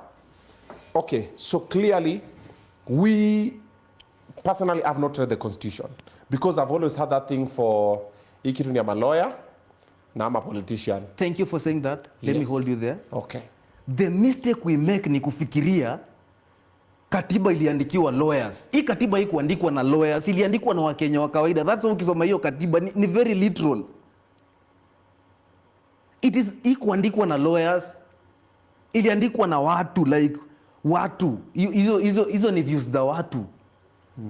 So katiba inakuanga yetu. That is why I'm pushing personally for it to be studied in schools. Si tumejuanga ni lawyers, that's why wana quote. That is why ukienda shule law, one of the courses unasoma kwa law ni constitutional law. It's just studied as a unit in law. Okay. So from today, all the Kenyans who are watching this, including myself and my employees and my colleagues who are here, it's our duty inafaa tusome constitution, and I will start. Ushantumia? Very good. Nice one. Penye umepata, penye umedownload mali? Yes. Weka link hapo chini kwa description. So kama unataka kupata constitution kwa description hapo chini, mimi naanza kusoma yangu kesho. Sasa sisi tumesema tutapeana 1 week. So tuseme this coming month, September, ni yetu ya kusoma katiba na kuiunderstand. Soma, maliza, rudia, soma. Because you have some fast readers, you have some slow readers. Kama ni slow, soma chapter 1 per day. Yes. Kama ni fast, soma hata chapter 20 in a day. Kama uko average, soma chapter 5, chapter 10 hapo katikati. Articles. Chapters ni 18. 18. Oh. Yeah. So articles. Yeah. Okay? Yeah. So let's do it so that at least we can be coming from a knowledgeable point. Yes. Because we've done a description of what the country is, what the government is, who the people are, what the law is, and what the problem is. Yes. We did not have any idea. Watu shida nini? Shida ni ufisadi. Walikuwa wanaandika hapa. Unajua wengine inakuwaga gani? Yeah. What people don't know, unasikia watu wanasema ati na hii kitu ni mbaya sana. Ati na hii inakuwaga shida ya millennials.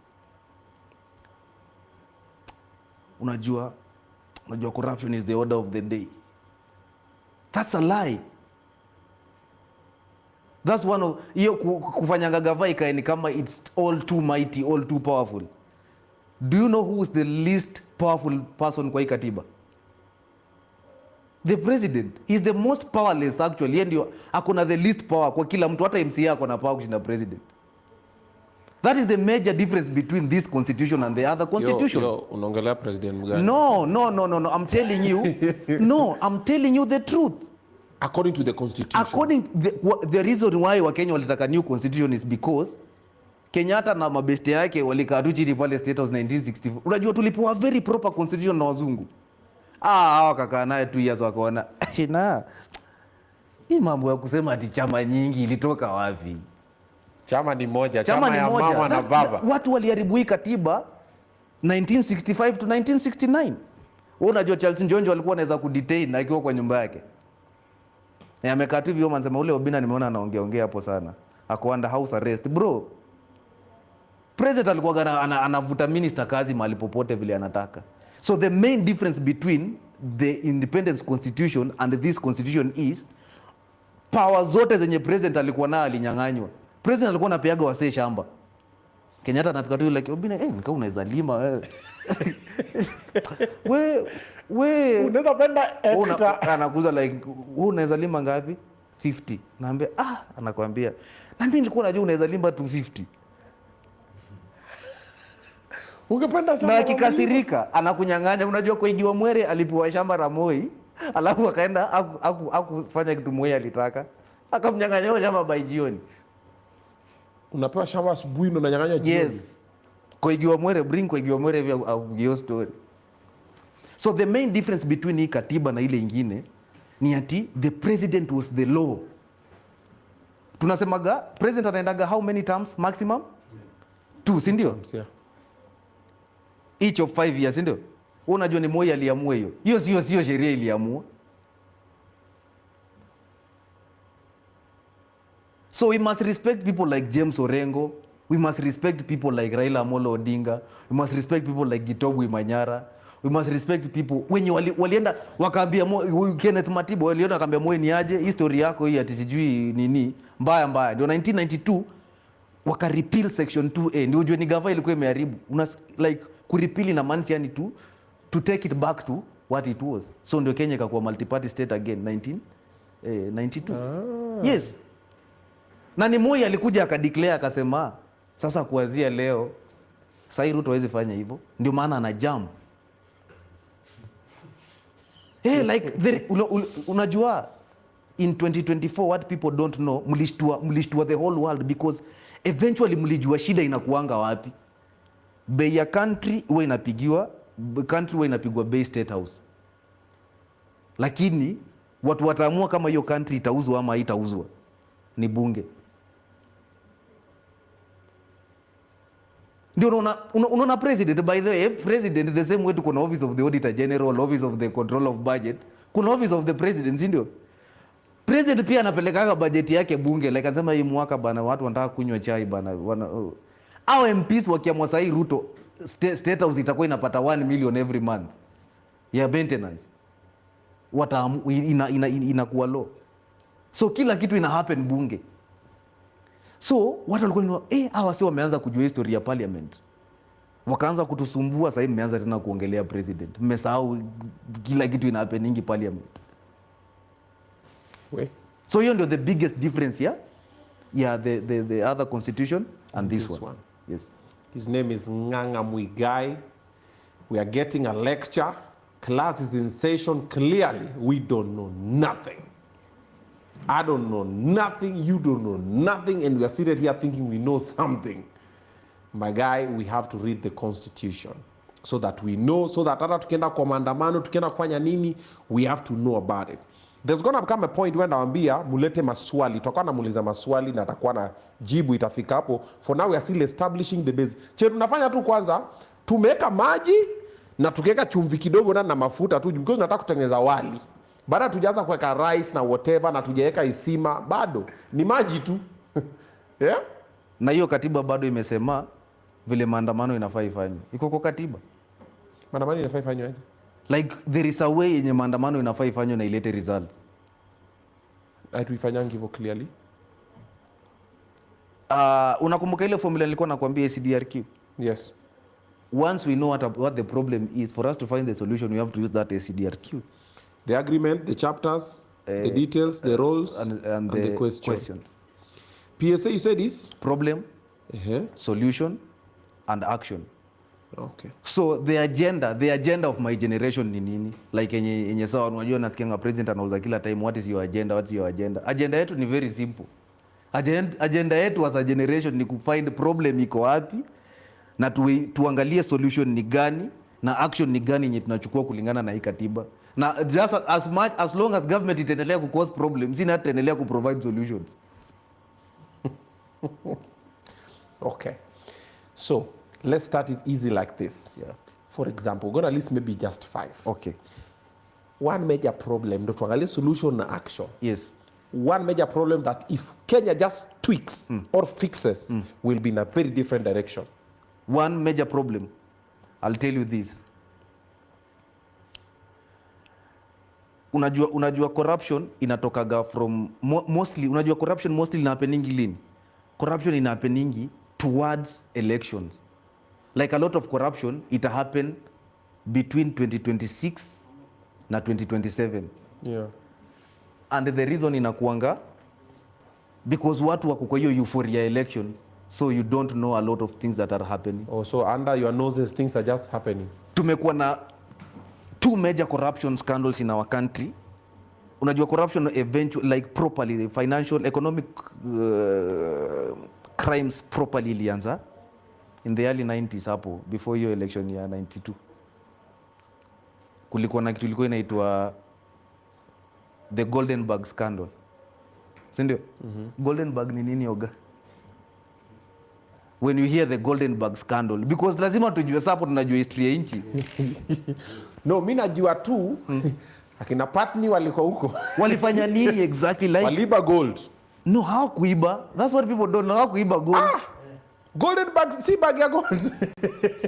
Golden Bag ni company. Inaitwa Golden Bag International. The same way inaitwa Oga inaitwa Obinna Show Live. It's a company, right? Yeah. The same way Golden Bag International was a company. Okay. Which apparently ilikuwa ina deal na diamond na gold zenye zina export. So a 26-year-old Asian Indian guy comes and tells the president that, you know ni Buddha, mimi niko na magold uski. Niko na magoro na madaya. Wanambia Moi. So that's Patni. Na nataka tu export. So unadai na need export subsidies. So waliibaje do ya gava. Unajua tu wajuangi umzi aliibaje. Okay, hawa sasa walifanyaje? Okay. Wakipewa hizo subsidy wali inflate the price ya gold, like waliweka like ikuwe more than it was supposed to be.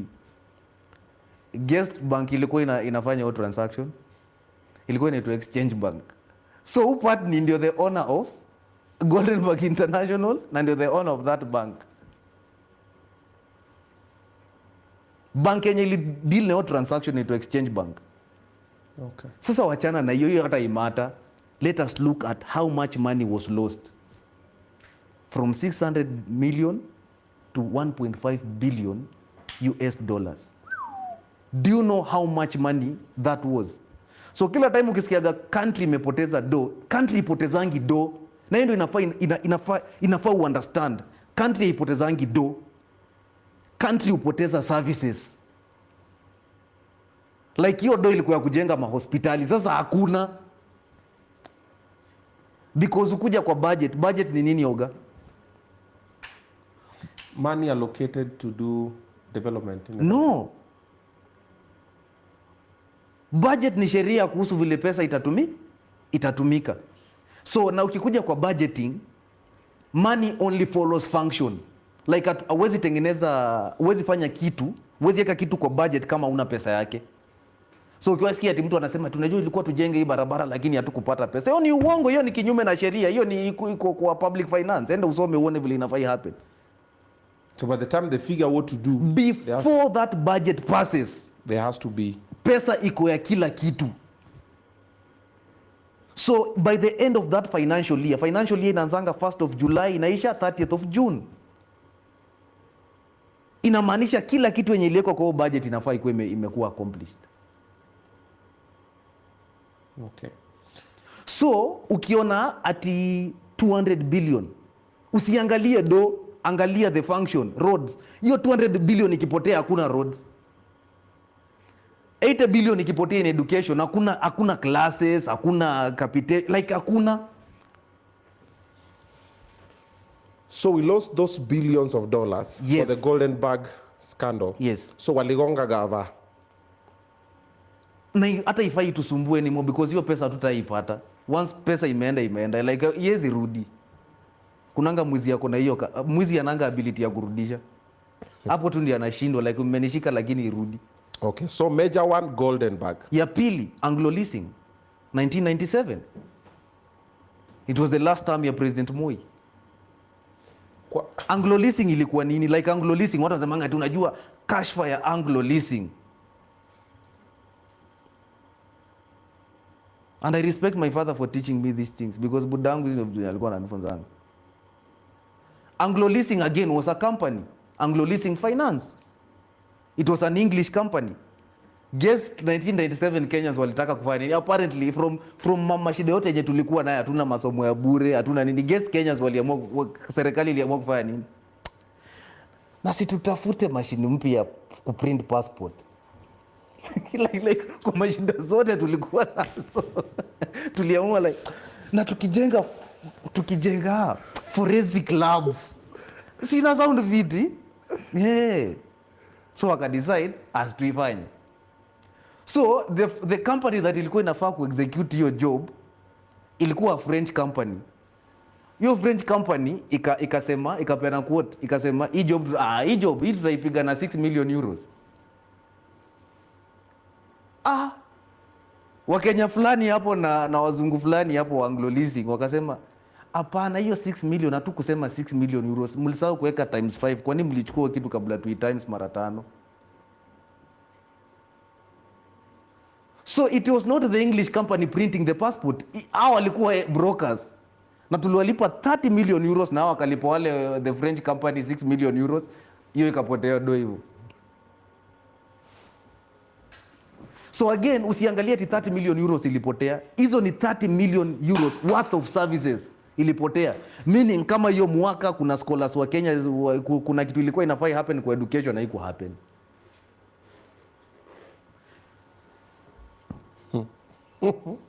So ika cross over to government ya nani? Ya Kibaki. Because sasa ndio hiyo noma ikakuja ikahappen ikapata nani? Amos Kimunya. Unakumbukaga ile kitu ya nani? Ya Boni Halwale. Ati sijui for what happened in this republic, Kimunya must go. Sini hiyo staff ni alikuwa sema like these people must resign for the, like Kimunya akasemaga ati hata over my dead body I cannot resign, but eventually I'll resign. Kina David Murari waka resign. Alafu Uncle Moody akasema na resign nini? Okay. So many years later wakataka kutuletea ingine, na hiyo ndio kitu nilibambika sana when Nelson Amenya did it. Scandal ingine yenye ilikuwa inafaa ku happen sasa ni ya Adani. So ule kijana akisema ameuza airport, ameuza, alikuwa na mean nini? Unajua Adani alikuwa ametuletea deal gani? Nyinyi mtanipatia hii airport, alafu mimi nichukue hii airport na assets zake zote niende nikope do. Situmii do zangu. Naenda nakopa do because nyinyi wote ni wajinga, amwezi enda kukopa hii do mfanye hizi vitu. Nipeeni mimi niende nikope do, nikuje ni invest. Alafu nitarani hii airport for 30 years nijilipe pesa zangu. Zinaitwa PIP, partnerships in private, something like that. But what the government was really supposed to do with Adani ilikuwa tupatie Adani huko Isiolo. Unataka kujenga airport? Sasa tumwambie twende tukupeleke place fulani poa sana, tumpeleke Isiolo. Tumwambie unaona hapa hivi, hawa mawargesi wote unaona hapa wanataka nini? Wanataka airport. Aende atafute pesa zake, ajenge hiyo airport, ajilipe the same way expressway tunaifanya. Expressway tunailipa for 23 years Sasa unaonaga wana toll, kuna hiyo toll fee. Because the CRBC inaitwa China Road and Bridge Corporation ndio ilijenga na do zao, lakini toll the road for 23 years mpaka ilitengenezwa na 70 something billion. Wacha ni kustress ndio uende usome article 10 uone the last thing imesema ni nini, ujue we are in the phase of economic awakening. Inasema there will be sustainable development. Why? Ukienda kwa chapter 12 public finance, principles of public finance, inasema nini? The burden and benefit of borrowing will be shared equitably between the present and future generations. So mtoto wako akona deni, anafaa alipe hiyo expressway. Na vile nyinyi mnaona expressway inatumika, tutalipa after 23 years ama watarenegotiate. Because Kenyans waliamua acha tu tufinyanie hapa chini.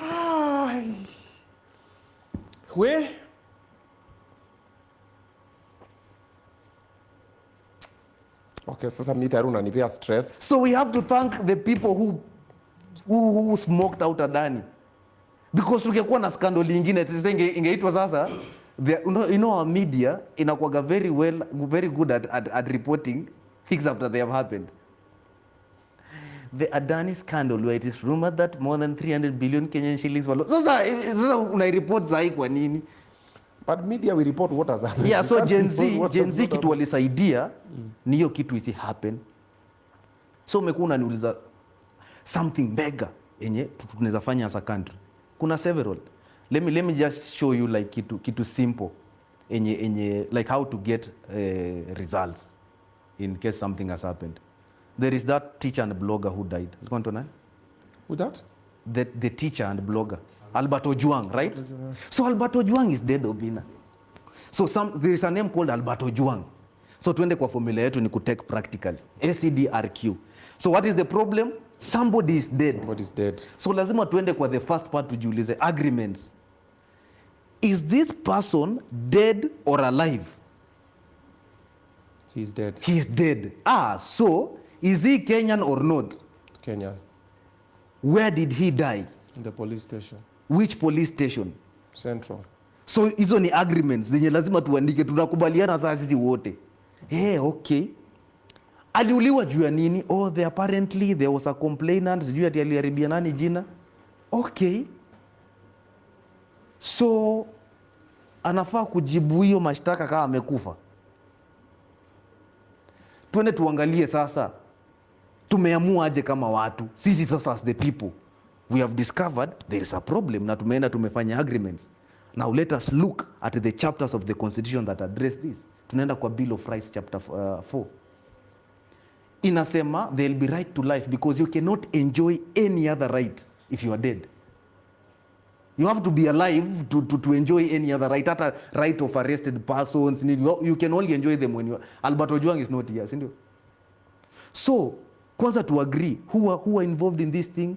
The OCS Central Police Station, polisi wagani walikuwa on duty. Okay, alichukuliwa wapi? Homa Bay. Sawa. So this guy kitu ya kwanza aliuliwa na tumekubali chapter 4 ime on the Bill of Rights imevunjwa, si ndio? Tunaandika hapo chini. Tunakuja tunaangalia details. Exactly ni article gani inasema about right to life? Iko hapo unaandika. Hii article imesema this. Good. Tunaenda kwa roles and responsibility. Sasa tuangalie na who is responsible for it. Tuanze kuwa name. Tunasema OCS Central Police Station so and so. Tumeandika yes. Na role yetu kama wananchi ni gani? Kudefend hii constitution kama imevunjwa. Mtu akiuliwa constitution imevunjwa. Especially death in custody. Constitution sasa imevunjwa kabisa because that is the safest place you can be. That's why hata mwizi anatakanga akipigwa na mob aokolewe apelekwe huko kwa ndiye akuwe safe. Yeah. So Albert Ojwang amekufa nini na nini imehappen? Now we go to the questions. Tunataka nini? Do we want to conduct a shaving ceremony? Tumsahau? Do we want digestive biscuits? We want a certain action taken, si ndio? Sasa hapo kwa Q ndio tuna define the action. Tunasema kitu ya kwanza tunataka huyo OCS wa Central Police Station a resign with immediate effect. Unaona hiyo ni petition yenu. Mnasema mnataka the National Security Council itoe the minister kama hataweza, the CS in charge of the interior kama hataweza kuaddress hii kitu nje tuta address aje president tunaenda kwa article 240 article sub article 5 inasema nini? The sub article 4 inasema the president anachair the National Security Council. By the way, kazi ya president ni mbili tu, kulinda property na life. Hakunanga kitu kingine. President hana kazi nyingine kwa hii constitution. Ni hiyo tu. So if one person is dead, kazi yake ni hapo sasa. So tunaangalia, tunaambia ni aje, tunataka president afanye nini? President ndio aliappoint the CS. Tunataka tu huyo CS. Tunataka bunge iite hao wase wote wapi? Senate ama National Assembly. Waende watumie article 125 ya katiba, inasema parliament inaweza summon mtu yoyote. Na sisi kama wananchi hii roji yote tumetoa wapi? Tumetoa article 31. Then sasa tunafanya kitu ya kwanza inaitwa memo. Memo tunaipeleka hapo kila mahali. Tunapeleka memo tu, tunasema ni aje, hii memo tumeiserve kwa office of the president, tumeiserve kwa CS wa interior, tunataka resign. Na mnapeana hapo the number of days mnataka. Within 7 days. Na ukipeana hiyo memo, law inasema lazima ifanyiwe nini? Ipigwe stamp, hiyo seal ya gava, like yeah, we have received your memo. Wakikataa, now that is when activism comes in. Ndio tunaingia street. Na tukiingia street, tunaingia street aje? Tunasema kuna wenye wataenda watakamp kwa office of the president, Harambee House. Office of the president si State House, ni Harambee House. State House ni nyumba ni penye anaishi. Wengine watakamp Harambee House, wengine watakamp hapo kwa ofisi ya Murkomen. Mpaka action itekiwe. So mnakaa hapo, mnakaa mpaka happen. Usikuje maandamano ya Albert Ojwang umeenda tao na vandalize vitu. Sasa imesaidia nini? So ndio wakikosa kufanya hivyo, we go to the third arm of the government, the court. That this and this and this has not happened and we want this to happen. So ndio inaitwa petition. Sasa mnapeleka petition. So we can go identifying all political, economic and constitutional violations. Hivyo tukitumia hiyo formula na tutapata solution. We've not been activists anakudanganyanga ni aje tume rage tupatane street. Unasikia gati wanasema ati polisi wanasema ati mtuambie penye maandamano itaanzia na penye itaishia. Because it's the legal thing to do. For them to protect us, we must inform them that ni aje sisi as Kenyans tumeamua tutamit wapi? Uhuru Park. Tukitoka Uhuru Park, tutaenda tukipeana memo zetu. Kutoka wapi? Ama petition zetu kutoka wapi? Tutaenda office of the president. Tutoke hapo tuipeleke kwa office of the interior. Tutoke hapo tumalize hapo alafu tuende home. So they are supposed to give you protection hivyo mkienda. That's wanaonaga walimu wakiandamana. Si wanakuaga na polisi? Wanakuaga kwani wanapewa hiyo escort ndio wasikuwe attacked na anyone. So wanapewa hadi Land Cruiser. Wanaenda na wanasema tumepeleka nini yetu, tumepeleka petition yetu mahali fulani, maybe tunataka CBA of this year ikue honored. Occupy, is it constitutional? Yes. Occupy State House, occupy nini? First of all, there are only two ways we can occupy State House. There are only two circumstances. By the way, guys, I know we like solutions, but what was the capitalized on our rage? I remember I was with Mansi Tarus, and when we went for that finance bill protest, and then the first time I heard, Ruto must go, Mwizi, Ruto must go, Mwizi. I remember I just told her, you know what? You've lost direction. The movement has been captured. Because it was not a political moment, it was purely a constitutional moment. So the only time you can go to State House ni wakati parliament ime-impeach president na amekataa kutoka. Sasa civilian, hapo ndio tunakuja ndio tunakuja article 239 that all national security organs are subordinate to civilian power. Like wanafaa watu escort tukienda State House kutoa jamaa. And the only second time we can go to State House ni wakati democratically lose elections Aje the chair wa IBC amedeclare another person to be president, na yeye amekataa kutoka, amesema yeye ndio president. Unajua tunasomanga article 37 lakini hatusomangi article 36, article 35, article 38. Inakuwa na mambo mingi. So what we have been trying to do is unconstitutional. It's not unconstitutional. It is a constitutional process done unconstitutionally, like in some ways. Again, it's your right, yes, to be there, but again you must give some few guidelines, like niaje, tutaenda hivi, tunataka hivi. So that is the only time you can kwenda parliament. By the way, do you know mtu wa kwanza anafaa kuongoza maandamano kulingana na hii katiba ni nani? MP. In fact, MP ndiye anafaa kuja aseme, guys, you know what, huko hivyo kuna bill fulani wanataka kupitisha, na hiyo bill itawaumiza. Okay, kwa hivyo mimi nitaenda, na kama watakataa kuangusha hiyo mswada, mimi nitakuja tuende street na tuende hadi parliament. It's our house. So but sasa si ati kuenda parliament kupiga ma MP, ni kupeleka wa petition as the public. Unaweza peleka any petition to the Parliamentary Service Commission, niko wata receive no wata they, by the they'll answer you within 7 days. Mseme hatutaki hii bill. So mkikuja hapo, mnakuja aje? Mnakuja mnakampa hapo nje, mnasema sisi tunataka tui. Then wenye wako hapo wanapeleka, wanaipeana within 7 days. Kama haijafanyika vile mnataka, you now come again. Okay, quick question. Yeah.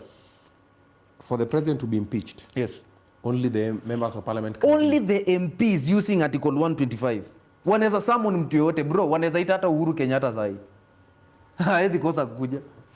The members of parliament. Parliament is so powerful. The president cannot summon parliament, but parliament can summon the president. Why? Kwanza, by the way, I'm waiting to see ni MP mgani yako courageous enough kuita president. Si hiyo National Security Council huwa ina report to parliament once every year. Na unajua nani anakaa kwa National Security Council? The president is the chair, the deputy president, the CS for defense Soipan Tuya, the CS for interior Kipchumba Murkomen, director of public prosecutions, the IG, and the attorney general. In the security forces or in the security organs, action follows order. In the financial organs, money follows function. So nakumbuka nikwambia money follow, but sasa ikuja saa kwa hii another role ya president ya security ni action follows order. Ukiona mapolisi by the street wanakuwa organized into platoons. Kuna commander wa kila nini. Hawakuangi, kuna watu wa tear gas, kuna watu wa nini. Hawakuangi tu hapo, na you must account for everything you are given. By the way, tulikupea tear gas 10, mbona umerudi na negative 2? Okay. They report, by the way. You account even for the bullets. So, if we want to interrogate the president on this, we have to ask our MPs, like MP wa kwanza ni mgani ataenda aseme, si kuna hiyo report, because article 245 inasema the National Security Council shall appoint a secretary. Kazi ya secretary inakuwa nini? To take minutes. That kulikuwa na maandamano na watu wameripoti, wamesema watu 50 walikufa, watu nini. Who ordered it? Si nani amekaa hapo? Si IG yako hapo amekaa na president. Who ordered the killings? So they can be asked that when they are all there. Yes, si wanakaa. Then one nani anarushiwa ngori. Maandamano and after maandamano they sit. Before anything happens, they sit all the time. Oh, nini imefanyika? There is a teacher who has been killed. Aya, nini imehappen? Auditor, Attorney General ni lawyer wa serikali. Ako hapo like anasema yeye ni ukweli hapa tunavunja sheria, kuna mtu amevunja sheria. Tunauliza nani, hii kitu ili happen wapi? So ni MP mgani mpaka saa hii amesema hiyo report ikifika hivi we are summoning the secretary to this thing, atuletee hiyo report, aseme walisema nini kuhusu the death of these 63 people? Nobody has ever done that. Hiyo ndio kazi ya MP, by the way. Hiyo sasa ndio oversight. Hiyo ndio the oversighting role ya MP. So basically our MPs are feigning ignorance. Yes. And do you know why the government likes ignorant MPs? Because ignorant people pass ignorant laws. So wanajifanya hawajui. Si ati wanajifanya hawajui. There are 4 types of Kenyans, Obinna. There are Kenyans who know they know. Ruto is one of them. Ruto is by the way, you can hate him, but he's so smart. You know, you can hate a person, but it does not reduce their mental ability. You know, like, kawa ni mnoma, ni mno. Like, unaga debate ya watu wa Messi na Ronaldo. Messi ni mnoma, Ronaldo ni mnoma. So, Ruto is among the people who know they know. So, ndio maana anafurahianga tu akiona sometimes unafanya kitu ujinga, anacheka, anasema they don't know. The second category of Kenyans is those who know they don't know. Ndio ma-MP wenye wananyamazanga, wanajua kweli hatujui kitu. Tungoje nani ataongea, nani ni smart. Enyewe mimi nakubaliana na hiyo. How does the second category of MPs? But unaona tunaongelea MPs, but hao pia ni second category of Kenyans because hao watu wajinga walichaguliwa na watu fulani wajinga. Kuna third category of Kenyans. Those who don't know they don't know. Nao ndio wabaya, hao ndio wanaenda kupiga kura. Hajui. Hako tu. Hako tu. Heri mwenye anajua hajui. Alafu tuko na the fourth. Those who don't know, they know. And that defines Gen Zs and millennials tuko hapo. They don't know, they know. Guys, whatever you know is right. You just need to learn the constitution. Hiyo ndio tumebakisha. So ulikuwa unasema what big change? Tumebakisha tu kulani hii katiba. Kwisha. Bro, hakuna, this is the last powerful government. After this itakuwaga like tukwa tunaongeleshana. Yes. My friend. Ni aje ati unajua ati mmekubali tujenge mabarabara, tumeweka bilioni 200. Unamuuliza, unafaa umuulize tu mwenye anasema hivyo. Unamuuliza iko kwa consolidated fund. Kama iko tuache hiyo ujinga. Nyinyi mtaona unamuuliza iko kwa budget. Kama iko kwa budget tusiongee. Let's talk about what has been. Let's talk about what is in the budget. So those are the categories of Kenyans, and Ruto knows people don't know. So hiyo uticheka sana. Unajua nini ili happen last year? People think the finance bill ili rejectiwa. That finance bill ilipita. So sisi tulidhani tumewin, tukascore 1. Na Ruto naye akajua hatujawin, akascore 1. So game ikaisha 1-1. Like majenzi wakamharibia jina dunia mzima, na yeye pia akawacheza 1-1. Game nyingine ilichezwa last year ilikuwa Rigathi Gachagua na nani? Raila Odinga. Mmoja aliweka mitego. Huyu mwingine akavunja hiyo mitego akaingia huyu. Na huyu akarushwa hii. Na huyu mwenye alitoka opposition huyu na Rigathi akakuja akamnyang'anya opposition. So game iliisha again 1-1. So teams mbili zilicheza last year. Tuko draw. Obinna, hii ndio Kenyans wanafaa wajue. What is the difference between a finance bill and an appropriations bill? By the way, those are the only two things you need to know. Hiyo ndio kitu ya maana parliament inafanyanga. Wachana, by the way, ndio maana unaona MPs wanalia. Ni Ruto hana haja nao. Like the president only needs the MPs time wana make budget. Na walisha make. Usiulisha make hiyo tuonane hiyo next year. So now as good as useless. Kaeni na hiyo njaa, mtakuja tena next year mnegotiate. What's the difference? The difference is this. Appropriations bill ni mswada wa fedha. Hiyo ndio ina determine budget. Hiyo ndio the budget. Hiyo ndio bill ya budget.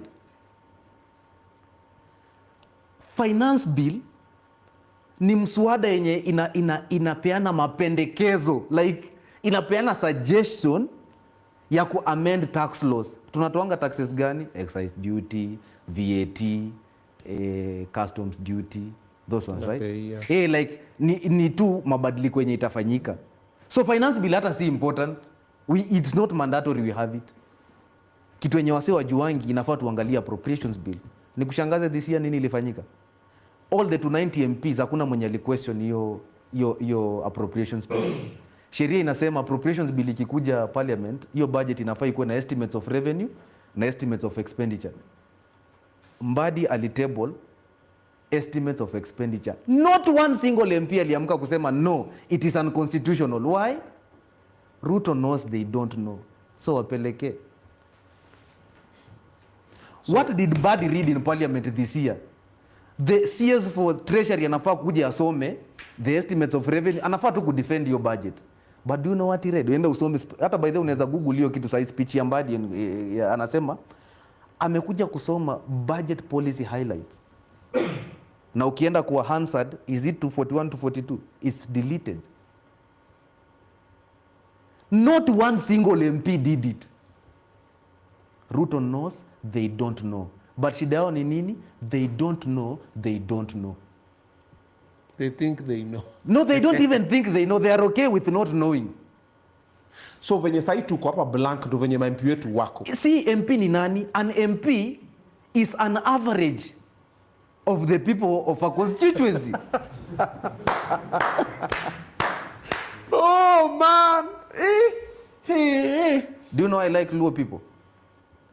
Look at their MPs. The person who championed even for him mambo ya 844 na nini alikuwa anaitwa nani? Peter Castro Alo Aringo. Alikuwa anasemanga nini? Now he has the knife and he has the yam. He will cut. Like alikuwa anasemanga yani mwe ndio baba mwe ndio mama, he will cut. But right now in this dispensation, the people have the knife and they have the yam. They will cut. Wanaenda maandamano siku hii. By the way, tunaenda maandamano kila siku mpaka elections. Bora tu tuifanye hivyo kwa tunaweza fanya maandamano kila siku. Aya. Since tuko na ma MP wenye pia wana twist solutions. Steve Biko said the most potent weapon in the hands of the oppressor is the mind of the oppressed. So umeuliza solution. Watu wasome katiba ndio hiyo. The most potent weapon in the hands of an oppressor is the mind of the oppressed. Wakichanuka kuisha wewe. As in, silaha ya maana sana yenye Ruto wako nayo ni akili ya watu wajinga. Hiyo ndio silaha pekee yenye serikali inakuaga nayo. The most potent weapon in the hands of the oppressor is the mind of the oppressed. Mnakuja mnaambiwa na sisi tumeamua hiyo bili itapita ama isipite. Kuna huyo niliona MP fulani juzi anasema ati alikuwa very emotional. I was so happy. I was like cry. Ati and it's so shameful that you'd want even your name to be recorded like that on the Hansard, in the Hansard. We have passed bills for this president. We have done. I was like, why are you becoming a bitter girlfriend? You should be recalled because you are not supposed to pass bills for the president. The only thing you are supposed to do in parliament is pass bills for the national interest. By the way, kila kitu kwa hii katiba imesema everything will be done for national interest. You are confirming to us that you know what? You are bribed. Kama watu wangekuwa werevu wangekuwa recalled kitambo, but I said an MP is an average of the people in a constituency. Wow, umetuita mafala. Hapana, sijaita mtu yote wala. Sijaita mtu yote wala. The president also said that wamekuwa wanachukua bribes. He said it open. Yes. Alafu wakakuwa offended. In fact, let me tell you this. If Ruto bribed them, I did not blame Ruto. At MP amenda State House, where in this constitution is it said that the transaction of the country will happen in State House? That the transaction of the business of parliament will happen in State House. Wewe ulikuwa unaendea pesa ya nini? Obinna, mtu akikupatia akupatie tuseme 1 million, right? Kidogo tu. What's wrong with the mic? Young Goma ya. Okay. Si mseme, nyi unataka kuchange tu button na sisi tunaendelea tu kuongea. Si unasema David ama imefika time ya kulala. Si unasema hold. Nyi unaendelea kuchange tu button na tujui mna change button. Because I guess pia nimeona watu wamecomplain hapa. Mimi nimeng'ang'ana tu. Yeah, guest ilikuwa na shida before this. Less than 5 minutes ago. But anyway, we proceed. You see? You are saying something. Uweze sema una blame you are blaming the president for giving you money. We should blame you for even thinking of taking it. Not taking it, thinking of taking it. You're saying them going to State House to take money? Where in this constitution did we say, by the way, let me tell you, Wakenya wanafaa kujua hivi, the most powerless office, I repeat, is the office of the president. President ni lobbyist. A lobbyist ni ule mtu mwenye anaenda like ni aje, tufanyeni hivi. President ana lobby just like me and you. Inafaa president anaenda kubeg parliament. Uliona vile parliament ya Korea ilifanya? Ule president alienda paka akafanya nini? Aka unleash the army on the people. The MPs waliitisha a sitting with immediate effect. Na wakafanya nini? Wakamuimpeach. No MP should come and tell you Ruto is bad and they have Article 125. So wanatubeba ufala. Wanatubeba ufala. Remember? They know what they do, what they need to do, but they are not doing it. Wanakama kwambia, so hii kutukana wanatukana president kwa marali, ni sinema wanatupiga. Ni sinema. Mbaya sana. Okay. Copied. Remember, Article 1.2 of the Constitution says the people may exercise this power either directly or indirectly through their representatives. We have given you the power. Kura ni nini, Obinna? Kura, when you say tumepiga kura. Kura ni ruhusa. Tumekupatia ruhusa. Enda utumie jina yetu na nguvu yetu. Sasa tena unakuja kulia. Tukusaidie aje? My grandmother alikuwa anasemanga kitu fulani. Ukienda place alafu upigwe. So I had like a cousin of mine and a junior. Alikuwa anapenda kwenda kuchokozana. But then he had a very loud voice. I think that is the reason why alikuwa anaonanga ako safe. So alikuwa anaendaga kuchokozana but he can't fight. So anapigwa huko, kwanza our neighbors were Luo and you just know. Wameunga bila sababu, so they beat him. Unamsikilia huko kwa gate. Then my grandmother would ask you this. Kuna mtu alikufunga nyororo akakutoa hapo? Nijipeleka. So that's what we must ask the MPs. Kuna mtu alikufunga nyororo akakupeleka State House?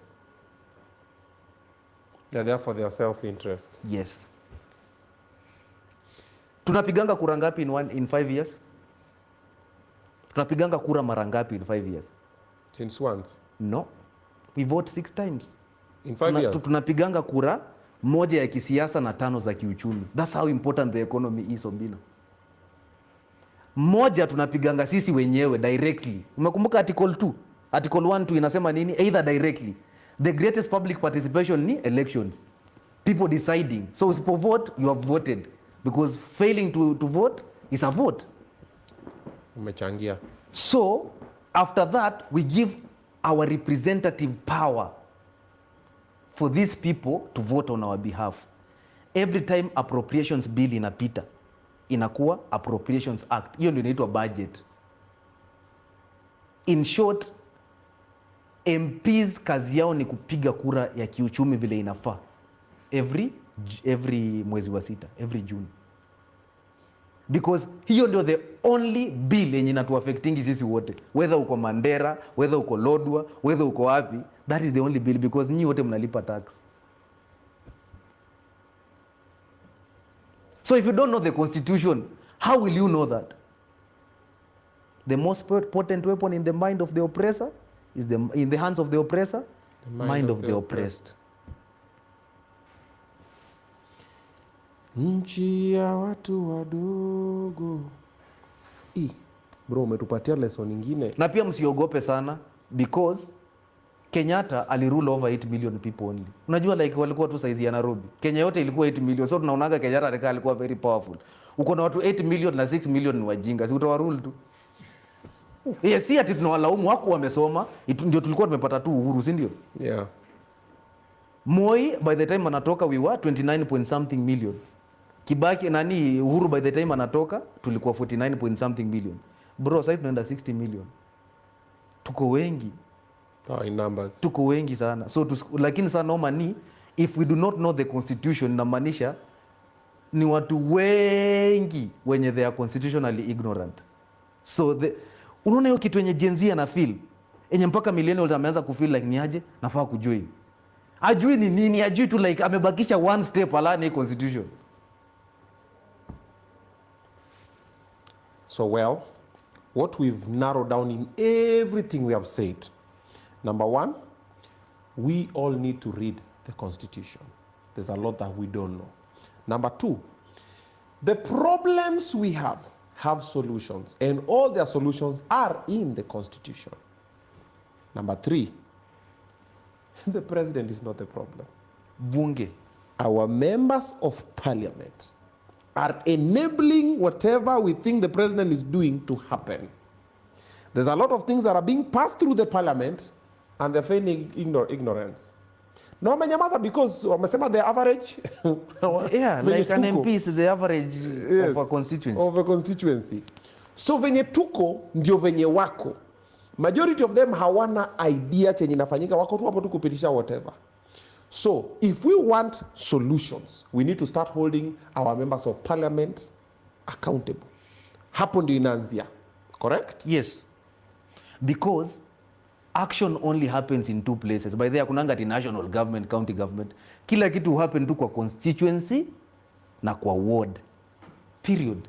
Hakunanga ti kitu ili happen Nairobi. Nairobi ni wapi?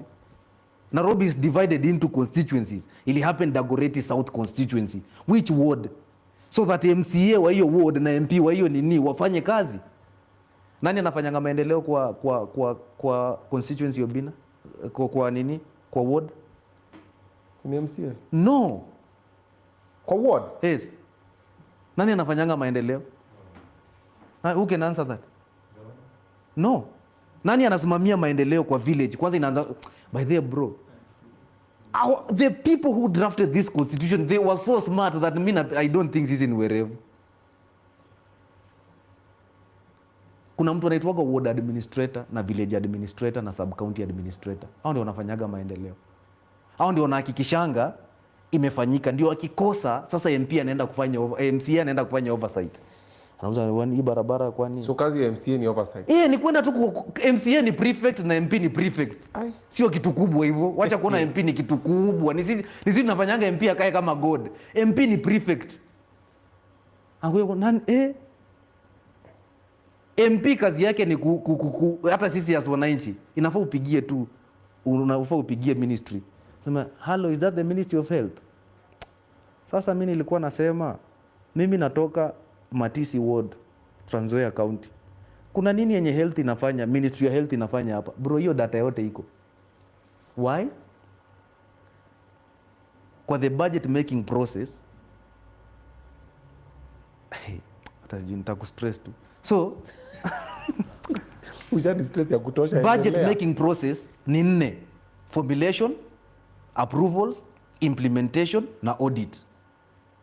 Kwa formulation ya budget, mwananchi anafaa akue. Wewe mwaenda public participation ya kutengeneza budget? No. So which county do you come from? Nairobi. Nairobi. Yeah. So kuna kitu inaitwa county integrated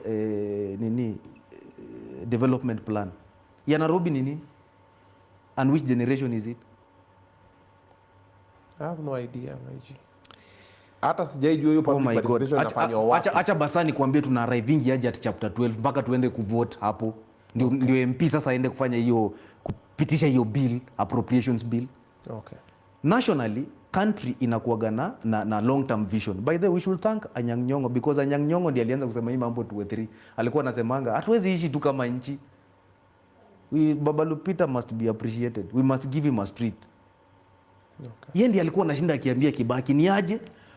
The country needs a long term vision. Hatuwezi kuwa tu hatuwezi fanya tu maendeleo vile huyu anakuja anasema hivi leo nini. Unajua Kibaki alitake how long? Unajua serikali tupendangi. Guess Kibaki alitake how long ndio amsikie? 3 years. I repeat the same thing. Yes. Ndio 2006 wakaanza kutengeneza vision 2030. Ikaenda again ikalifanywa public participation all over Kenya. Then sasa on 10th of June 2008 Kibaki akasema nini? Wakasema sasa tuko na nafaa tushukuru Kibaki na Raila sana because remember tulikuwa tumetoka post election violence ndio tumesign 2 new agreement serikali ya nusu mkate and the 10th of June. Naona ni hiyo tu hizo masiku. Tukakuwa na vision 2030. So vision 2030 inakuwaga imefactor in kila kitu. SDGs, sijui vision ya Africa inakuwaga vision 2063, right? So like programs za UN nini, so ndio ikaekwa kwa hiyo easy align. Counties zinakujanga sasa zinatoa from Vision 2030 inakuja inaangalia inatengeneza kinaitwa County Integrated Development Plan. Hii ni plan ya miaka 5 yenye county ina expect kufanya. Guess the best one ni gani? Ya Meru. The main goal ya ya Meru ule Kawira Mwangaza ilikuwa making the people of Meru happy. Unajua chapter 4 ya katiba imesema we should be happy because nasema sasa tuko hapo economic rights, serikali ita guide your happiness by ensuring health services na education ziko provided. Iko kwa katiba, soma iko, mwenye atasoma happiness iko. Like government inafaa, ndio maana Gen Z ana resign. Ndio hataki umstress, manze tuko age of happiness. Umeget? So from the CIDP inahesabiwa in generations. So si devolution ilianza 2013. So 2013 to 2017 first generation. 2017 to 2022 second generation. Sasa tuko the third generation ya CIDPs.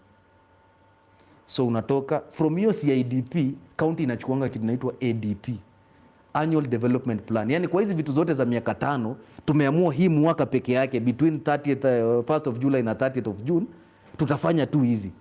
Then wana discuss, wanatumia kitu inaitwa 3Ps under C, like priorities, promotions, projection.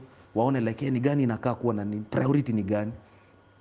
Wanatengeneza kitu inaitwa APBB, Approved Program Based Budget. Hiyo ndio budget ya county by the way. Hiyo sasa ndio imeandikwa sasa. Hii mwaka wameamua vijana watakuwa na dance kila Saturday. Iko kwa budget.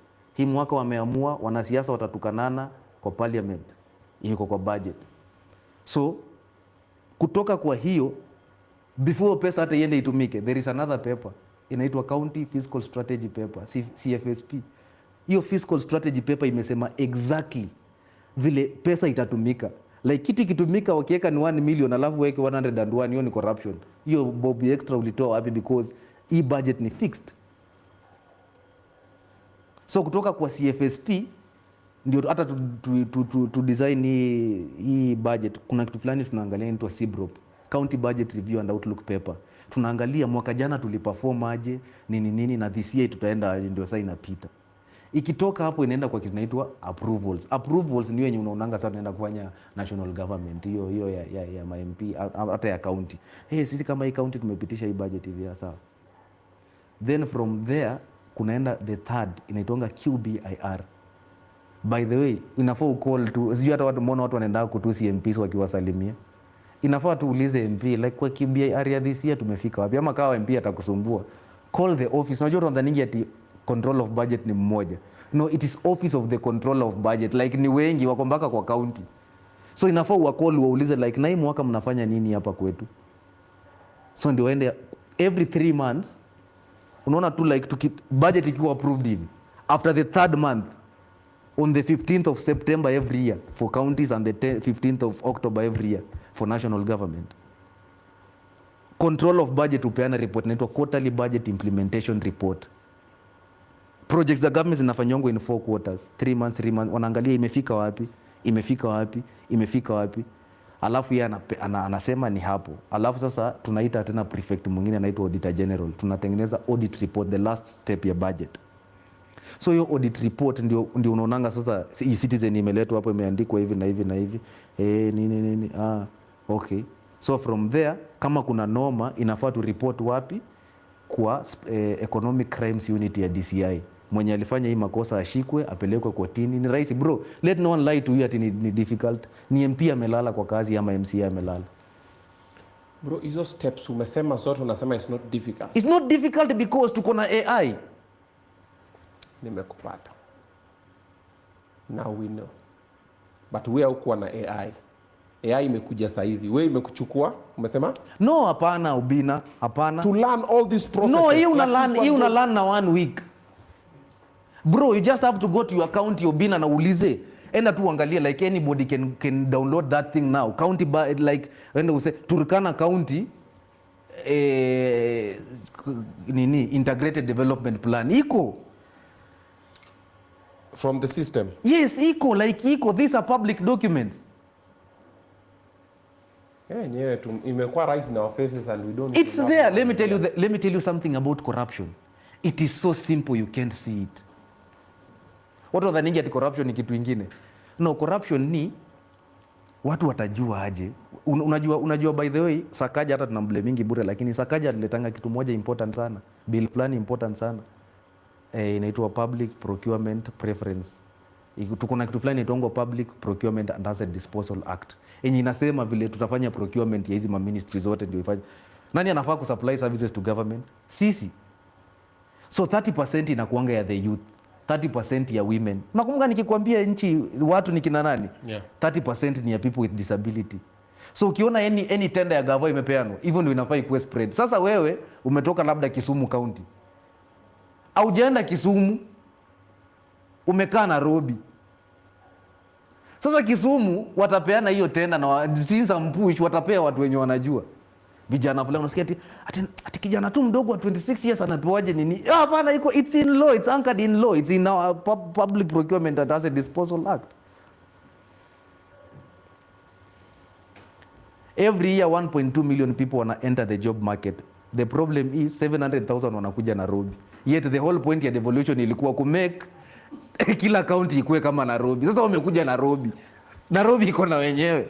Kuja uomboke kwa city. No, like already mmepewa do. Already hiyo do iko huko, like iko huko kwenu. Uliona watu wakiteta ati president hii pesa anapea Rambe ametoa wapi? But kuna kitu inaitwa National Sports Lottery Fund. Na law inasema nini? Watapatiwa more than 500 million every year for sports promotion. Ukienda kwa the fourth schedule ya katiba, kuna kitu, the 17th function of the government, national government, is sports promotion and sports training.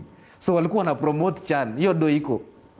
So by then a certain Luo professor anaitwa Odhiambo something, she's a woman. Yeye ndio the director of your fund. So mnasema Ruto manze, Ruto Joy do ameiba. Ameiba wapi iko?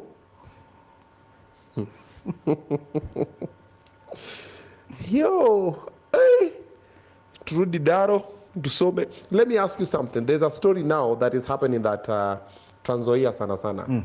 The governor there is against the government. He's like, hey, this and this tower, this is happening wrong. And story is he's not receiving money for development from the president. You've heard the stories. And now that when the Walienda ni Homa Bay, Yeah. The guys for that side are receiving money, a bit of Migori, Nyanza areas basically, because now in the government. You've heard the stories. Yeah. That is not constitutional, right? Let me tell you this. It's not true. It's not true. It is not true. Let me tell you how the money goes. Okay. Country kisha determine vile inataka kufinance budget yake, inaamuanga like ni aje ndio tufanye development. Tunaweza kopa tu for development by the way. Hatuwezi kopa for anything. Okay. So country ina decide ni aje tutaenda maju tukope. Tunapewa only two types of money. Unakumbuka nikwambia pesa za serikali, nikwambia ruzuku nini? Pesa tunapewa huko nje ni mbili tu. AIA inaitwa application in aid loans na grants. Grants hautalipa lakini loans utalipa. Basa no money by the way. Hapo hata kuna story mingi. Hizo grants hazika mingi, badala grants zikuje ni wale wasee ukamu. So ndio unakutana na mchinese hapa. Unashangaa like ni aje? Hiyo ndo grant. Na ni because watu walienda waka edit Public Finance Management Act section 50 subsection 7 C and D 2014. Ndio tunaumia ni maneno mrefu. So do imekuja, ikikuja inaingianga kwa consolidated fund. Consolidated fund ndio account yetu sisi wote ya Kenya. Ikitoka kwa consolidated fund ndio kwa county revenue fund. Na hakuna mtu anaweza zuia hiyo pesa. The only way wanaweza zuia hiyo pesa isikukujie kwa county ni if kwa audit report ya Auditor General kuna mtu fulani huko umefanya correctly, uko na cases. But again, to ensure that the economic injustice cannot happen, you ask me, I'm an economic rights advocate, right? That's my work now, to ensure that niaje the law is not broken hapo. So hiyo do inaweza kuwa tu hoarded only for 60 days, meaning ikikaa unasikia county inasema bado hatujapata pesa, hizi pita 60 days. Why? The government, the law recognizes that maisha inafaa kuendelea kwa hata wewe kama wewe na hii corruption yako, watu wanafaa kuenda shule, watu wanafaa kufanya nini, umeget? So do lazima ikuje. Unasikia watu wanasema ati zamani ati sisi unajua tumefinyiliwa. No. the country again ilitengeneza kitu fulani inaitwa equalization fund. Equalization fund inakuwaga 1/2 of the budget yenye inapewa hizi ma county, marginalized counties. It's 1/2 of the budget, 0.5 of the whole budget wanapatiwa ndio wa catch up now. Ndio unasikianga equality and equity. Sasa hiyo ni equalization, unaona, like watoshane na sisi na watu wengine kama wa Kiambu wapi, right? From there tuko na kitu fulani inaitwangwa contingency fund. Bro, the money that governments receive is so much that there is no excuse for lack of development. So basically awanyimangu ido. Nani anakunyima? Hakuna place president anaingiliania na ido. Oh, wow. Because the moment to controller of, unajua mbona tulisema, unakumbuka nikikusomea chapters za katiba nikakwambia Kiswahili ndio inaisema vizuri, tume na ofisi huru. By the way, president si ati yeye anapeaga control of budget kazi. Ni by the way, kila mtu mwenye yako in the public service ni county assembly na national assembly ndio inawapeanga job, si president. President ana nominate, ana suggest, mkimkubali anasema haya umekubaliwa na Wakenya. Ni si uandika watu kazi. Hakuna place president uandika hata auditor general. Parliament ikimkataa hakuna Kenya atafanya. Hakuna siku president ata order ati control of budget ati niaje usipeane pesa. Yaani by the way, sio CS wa treasury anapeananga pesa, ni control of budget. So hizi county government hazifanyi jobs, zinasema zijatumiwa do because hawaja support gava, they are not the president. But that is the whole point of having the new constitution. Nakumbuka nikikwambia the main difference between this constitution and the other one ilikuwa president alikuwaga anaamua hivyo. Si ndio maana other countries zika lag behind. Kenyatta alikuwa sana na wale mashifta. Kaeni huko. We? By the way, ukiwa free, hebu call watu wa Vision 2030. Offices zao zinakuanga hapo Britam. I think wamechukua 8th floor na 9th floor. Wapigie tu, by the way, nani aje bana? Kwa hiyo hii nini unajua mbona msanii anafaa kuja maandamano? Wewe kama msanii, Obinna mbona unaendanga maandamano? I've had reasons. One, the first time I went was for the finance bill because I had called Babu. Yes. And he broke it down. Yeah. The second time I was on Maandamano was because of Albert Ojwang. Yes. I was there for police brutality. Yes. Thank Those are you. the times I Police went for brutality. Maandamano. Yes. So another reason why msanii anafaa ende ni because kwa the social pillar ya the Vision 2030, because it has only 3 pillars. Iko na social, political and economic. That's why we see like socio-economic. Hiyo ndio the main. Ona vitu zenye Nyong'o anafanya huko, yeye anaelewa hiyo vision. Unaonanga akibishana na watu, yeye anafanya tu kazi huko. Okay. Wao mwingine anakomboa, wengine wana complain tu. So kwa the social and economic pillar imesema vijana. Si unakumbuka nikwambia like wananchi wamegawanywa aje? Watu ni kina nani? Vijana. Vision 2030 imesema vizuri sana because Vision 2030 inakuanga executed every 5 years, inaitwanga MTP, medium term plans. Like it's let's say a 25-year plan but for midterm ni hizo 5 years. Bro, do you know it says in that the Vision 2030 that every constituency will have something that is called Youth Empowerment Center. Wewe ni msanii unajua KNT, si ndio? Unaona vile KNT inakaa. Hizo vitu kwa kila constituency inafaa ikuwe almost 3 times ya KNT. So that hawa watu wa bodaboda, unajua bodaboda si kazi. It was just part of ile yenye Kibaki alileta free education. Ndio hawa wengine wenye hawajasoma wapate job in the meantime before to think about anything. Wa kwanza wakuwe na job. But hiyo job ifai kuendelea. Bodaboda inafai kuwe means of transport ukienda kufanya kazi nyingine. Haifai kuwa kazi. Umeget? Sasa hii youth empowerment centers ilifaa kuensure watu wanataka kuendeleza masomo. Sema you drop out from 3 na nini. Na mko kwa hiyo constituency, you are enrolled there. Kama nyinyi mnataka we want to export skilled labor. Tunataka maid akienda majuu anaenda kana anajua stories za comp, anajua driving, anafanya nini. Ina happen hapo. Wasanii studio iko hapo. Kila kitu iko hapo. Kama mnataka kuorganize festivals kwa makaunti zenu. Wewe umeona kaunti hata moja ikiadopt Ngemi Festival ama Luo Festival? None. Yet how many Luo counties do we have? 4. It means every county should have their own Luo Festival. Na kwa sababu kazi ya national government ni kuprotect intellectual property, nani alianzisha Luo Festival? Ni Jalas. And country inafaa ihakikishe Jalas is honored for that, for starting Luo Festival, and for that matter itakuwa inakuwa kwa kila county. Ngemi festival inafaa ikuwe like, unajua si watu wa Migori wako na culture yao yenye ni umeget hivyo. So without these things ina mean hawa watu watabaki wakiendesha bodaboda forever. Economic development ni watu wakuwe na time, energy and money. Kama hauna time, energy and money, just know the country is not developed. Unaona mtu anataka kwenda kuona game ya Harambee lakini hana do. Unaweza afford ticket ni 5 so lakini you need more than 2000 shillings kwenda na kurudi wewe na demi yako na nini. Ama uko na do na hauna time. Ndio unaona tuna watch English Premier League. Watu wamejaa kila weekend because their economy is developed. Kuna time, kuna energy na kuna money. So yetu mahasla wengi wako wapi sasa mavijana? Uko na time, uko na energy lakini umesota. So what performance do you remain with? Sexual performance. You can only perform sexually. True story. Yes. Another indicator ya kuonesha economy haifanyi poa, umeona kuna interns wengi.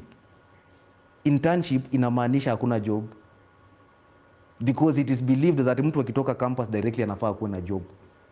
So companies do not have the capacity to employ. So ndio pastime ya watu wape internship. Oh yeah. Yes, that's an indicator that the economy is stagnant. Investors wengine wanatoroka Kenya. Unajua unasema ati investors wamehepa Kenya. We forget that some of those investors are Kenyans.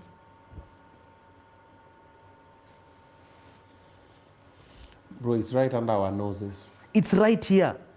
MPS wai kuja ujiulize kwa nini? Kwa nini unaonanga kuna profesa hapa, kuna nani, lakini bana MP mwenye wanamsuggest achaguliwe ameshinda nomination ya chama.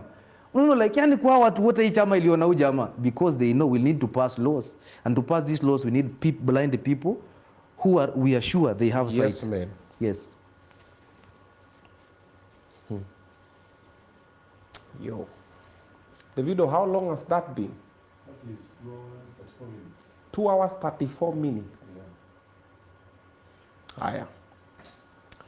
Weka maswali zako standby. We can pick like maybe just 5 important questions and then we are coming back to tackle them as we wrap up, because now this conversation will have another one and another. Hatuwezi maliza leo. I've realized there's so much, bro, that personally I don't know. There's so much I need to know, and there's so many changes I need to make in my life starting immediately. Yes. So many changes. Yes. I thought I was doing something. Basically, I'm doing the bare minimum. Thank God I didn't even want to run for office. You know, most people are telling me, Obinna, are you going to go for political? I was like, no. Why? I'm like, no, I'm not ready. I know I'm not ready because there's so much. I'm like, sasa nianzie wapi niende? I'm like, most people, pana, uko na influence? I'm like, no, it doesn't just need influence. Me, I want to, when I sit in there, I'm like, okay. ABC, like now you, for example, you need to be in that office. Uliuliza ati what is the biggest solution for all our problems? Yeah. Goodwill. Goodwill, what do you mean goodwill? As in political goodwill, like kuna ule msee alikuwa anaitwa Robert Sobukwe. He said that true leadership demands. So if you ever run, I want you to remember this because you've said you could run. I want you to remember this. No, I'm not running this. No, there's another time. Okay. Utafika. I want you to remember this, that true leadership demands complete subjugation of self, absolute integrity, uprightness of character, courage and fearlessness. You achana na hiyo sahau. And most importantly, true leadership demands this: a consuming love for one's people. Leaders wetu hawatupendi. True. Nilikuwa nataka kusema hiyo. You must love your people so much. Do you know what I like about Natembeya? He loves his people to a point he's saying, no, we will not be subordinate staff again. We will not be casual laborers again. That is the only thing I like about Natembeya. He's the only one mwenye anaisema hiyo shida vile iko.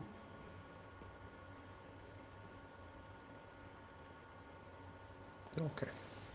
So we are coming back for the questions. Nishaona zimeshaanza kuja. Unasema patio maji. Maji yako nao mzinga iko hapa kando yake. There's like a full mzinga iko hapa ya maji. Baada hajataka tu kukunywa. Chai tulikuwa na kunywa before tuanze conversation. So relax. Mambo iko live. All right. Lemfi have upgraded their systems right now. So if you're in Europe, you are in UK, or you are in USA, you can send money back home, or better yet, you can even pay directly to the pay bill or to the till number from wherever you are. And the beautiful part about it is, if you use my code Obinna, you're gonna get some cash back. Imagine sending money and you get money back, courtesy of Lemfi. Check this out.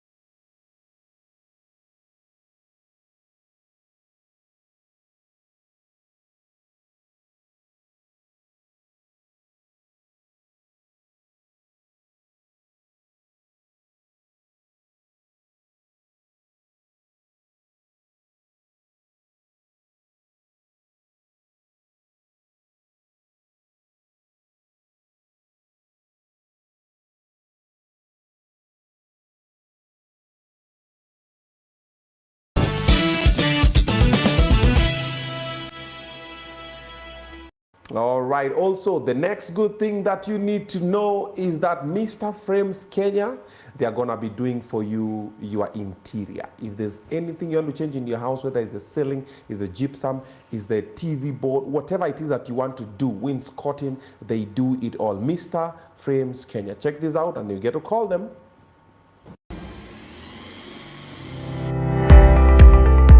Wow, are your walls looking plain and uninspired? Transform your space with premium wall panels, elegant marble PVC with stunning backlighting, and modern floating TV stands. All designed to give your home a luxurious, timeless finish. At Mr. Frames Kenya, we offer top quality designs at unbeatable prices. Whether you're going to a classic or modern look, we've got the perfect solution for your home or office. Call or WhatsApp us today on 0705 759 102 or connect with us on social media. Mr. Frames Kenya. Mr. Frames Kenya, where style meets affordability.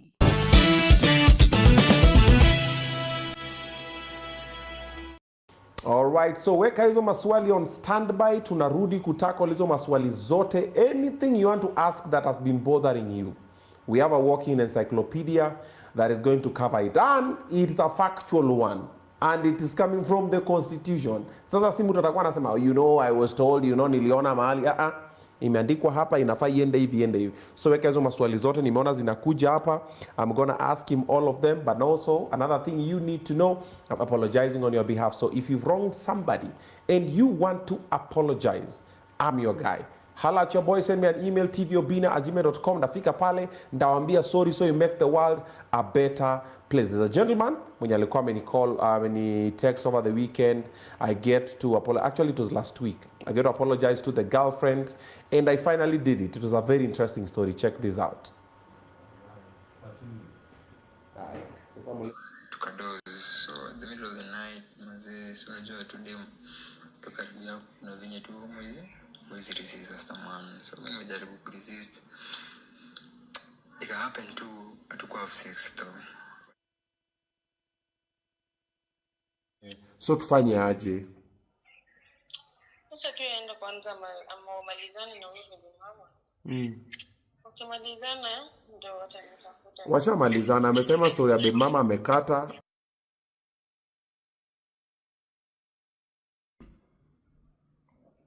All right, we're live. So there's a gentleman who has DM'd me to apologize on his behalf to his girlfriend. So this is what happens. I go apologize in person. Na kama ako mbali pia, we can go ama tunazampigia simu zote. So if you want us to call your person and say sorry, whether it's your friend, your boss, whoever, will call them and apologize on your behalf. So for this gentleman says, Oga Obinna, hope you're doing good manze, naomba ni help kwa msamaha kwa my girl, nilimkosea jana and I regret what happened. A request, if you could please help me, juu Sunday ni birthday yake na siwezi penda tukue tumekosana na yeye. So he sent this about, I think, a week ago. However, request ilikuwa mingi maze. Then akakama akasema, hey bro, have you called her? So this the voice note amenitumia. Ngoja niongeza speed. Oga the top kufiti mazee, nashukuru mazee na try kunisaidia mazee. Sasa niko nataka show what happened between me and my lady. Mimi ukana yeye but alikuwa travel kiasi. So ilikuwa usiku, it was late. Baby mama wangu akakuja from nowhere and she was drunk. Alikuja ameninukia kwa mlango. So nikafungua nikamuuliza, "Hey, Rada, what's up? Why you at my place at this time of the night?" Akaniambia alikuwa sherehe na mabeshte yake and akalewa and she had to just look for me because hapo ndio aliona atakuwa safe. Mpaka asubuhi. Alali tu mpaka asubuhi. So akakuja akanielezea hivyo, so nikamuelewa because she was drunk. Nikadecide acha nimlete in alale asubuhi aishie kwao. So nikamuelewa akaingia kwa bed tukadoze. So at the middle of the night mazee, so unajua tu dem tukaribia na venye tu mwezi resist hasta man. So mimi nimejaribu kuresist. It happened to hatukuwa have sex though, but alinipea to head. Mimi nikalala. So asubuhi mazee dem wangu akafika akanipata na udem. So hakuwa na time ya kuongea. So hiyo violence nini vurugu ikahappen hivyo na akatoka kaishia. Tumekosa ndisaizi. Najaribu kumalizia what really happened. Namwambia ukweli but hajaniamini. Na so mazee nilikuwa nadai tu nikuombe kama unaweza niokolea. Umuelezee tu, mwambie tu mwanaume tu makosa hufanyika mazee. Niamini, apologize na mazee. Niko ready to become who she wants me to be. Siwezi na mcheat tena for real bro. Na kwa sure hiyo ndio makinirudi tena sitawahi tena. Mazee. Thanks. Okay guys, hata kama ninaomba msamaha, si makosa zingine za kujitakia surely. Ati baby mama amekuja kwake kama amelewa. Because anasema hapo ndiye atakuwa safe. Akamfungulia mlango. Wakalala in the same bed. Everything ikafanyika lakini hawakugudhana uroro. Ati alafu girlfriend anakuja asubuhi akapata baby mama. Hakishuali.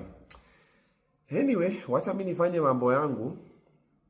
So amerudi akaniambia don't forget, akanitext na leo. That's how nimeona hii, nilikuwa nisahau. God top, I know ulikuwa busy jana, but please try call this morning. It's on her birthday. I just want to know that I want her to know that I'm deeply sorry for what happened. I love her so much and I want her to be happy. And an apology from you can change things because she's a big fan of you. Just help me with that favor. All right, let's call lakini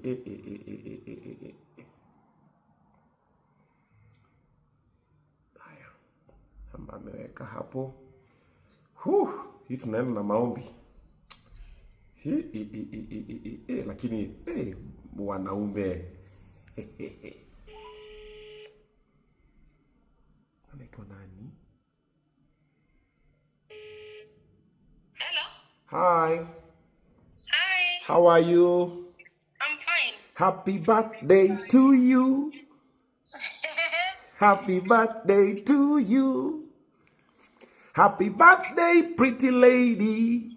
Happy birthday to you. Oh no, thank you. How old are you now? Ama when wale wa ladies don't say their age. Hey. How you doing? I'm fine. So someone has told me today is your birthday. Yes? And I've decided to call you and just sing for your happy birthday.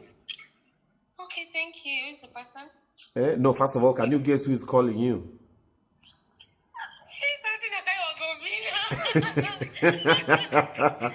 Yeah, this is me in the flesh.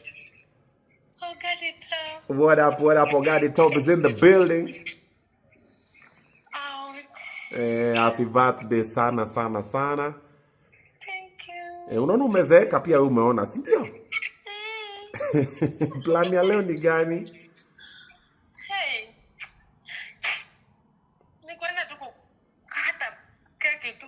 Kukata keki wapi huko? Mbona mimi sijaitiwa keki? Hey, karibu Turkana County. Huko ni mbali. Lakini tunaweza panga. Ndio. Sasa mimi nataka nikupatie plan ya lunch. Uende ka birthday lunch hivi ama ka birthday dinner leo. Nataka nipange na Kago akupeleke dinner. Unaonaje? Hello? Yes, hello. Unaonaje? Nipange na Kago akupeleke dinner? Haiwezi. Kwa nini?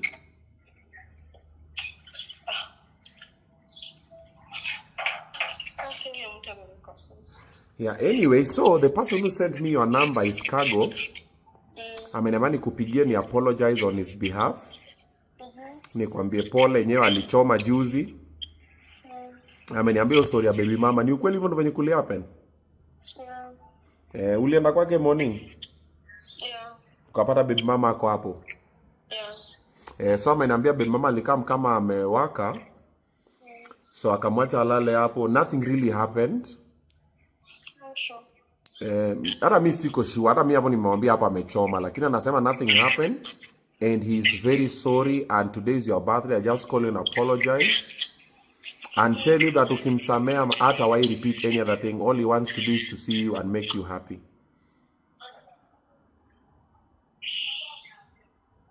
Okay. Sasa tumwambie aje juu lazima tumpige faini moja ya maana. Tumfanye aje huyu? Huyu ni ugaidi, hata mimi sijakubaliana nayo.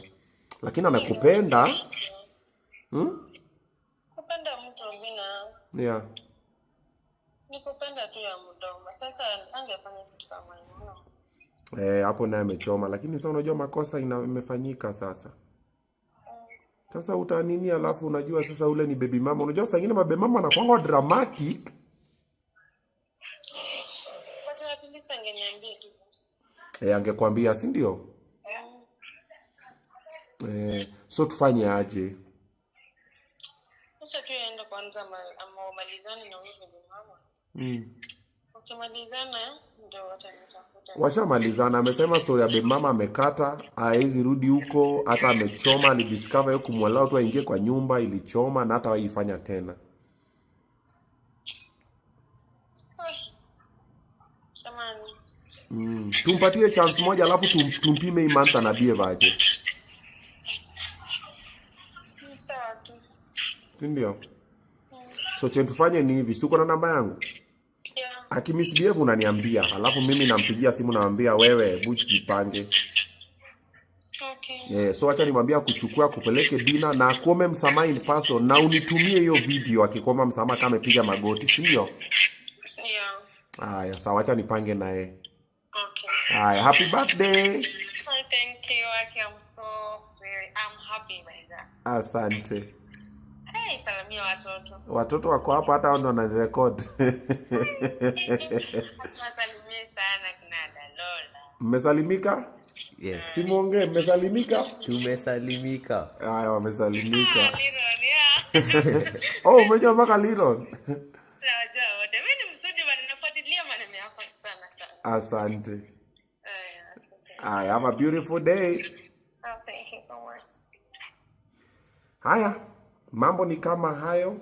Email ni tvobinna@gmail.com. Kama umefanya makosa na unataka ku apologize, unanituma. I apologize on your behalf. Huyu jamaa sasa akicheza vizuri mambo itarudi line because dem bado amempenda.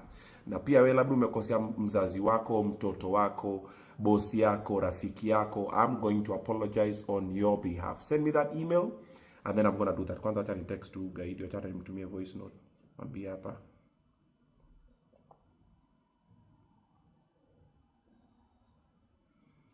Yo, ni aje? So nimempigia, tumeongea na amesema umechoma but anakupatia chance nyingine moja. Sasa wewe unampeleka lunch ama dinner leo na apologize, upige magoti chini na atanitumia hiyo video. Alafu usichome tena baba. Wacha na story baby mama unamwacha aje anaingia kwa nyumba. Hapo umechoma mazi. Baby mama asiingie kwa nyumba, especially kama unajua bado mko na mahanjam. Baby mama kai, there's a reason why mko pamoja. Sasa ukirudi huko tena unajua unaribu sa the current manenos. So fanya kama wewe. Alafu send the money. Namba ndio uko nayo. Tuma pesa yangu. Natume pesa yangu. Si bure by the way. Nimepata watu wananidia hapa wananiambia apologize hivi alafu wanafikiria ni free. Kuna my email zingine zimeingia hapa. Acha nione kuna nyingine nilikuwa nimeona hapa hivi. I see if I can see it. I read for you what this person said. A very interesting one here. Ay. Oi.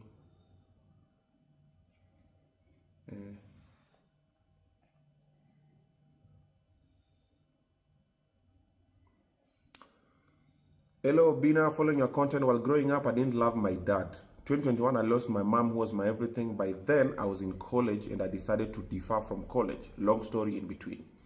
From then, I discovered how I love my dad and started making things right with him. My dad started loving me back and I expected so much, and he expected so much from me.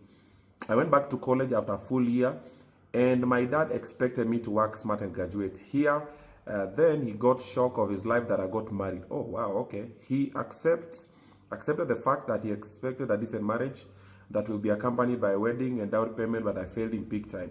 Just needed to apologize on my behalf, because when it hits me that I have failed him as a daughter, I cry daily, and I have never forgiven myself, and it hurts him bitterly because my stepmom tells me he cries.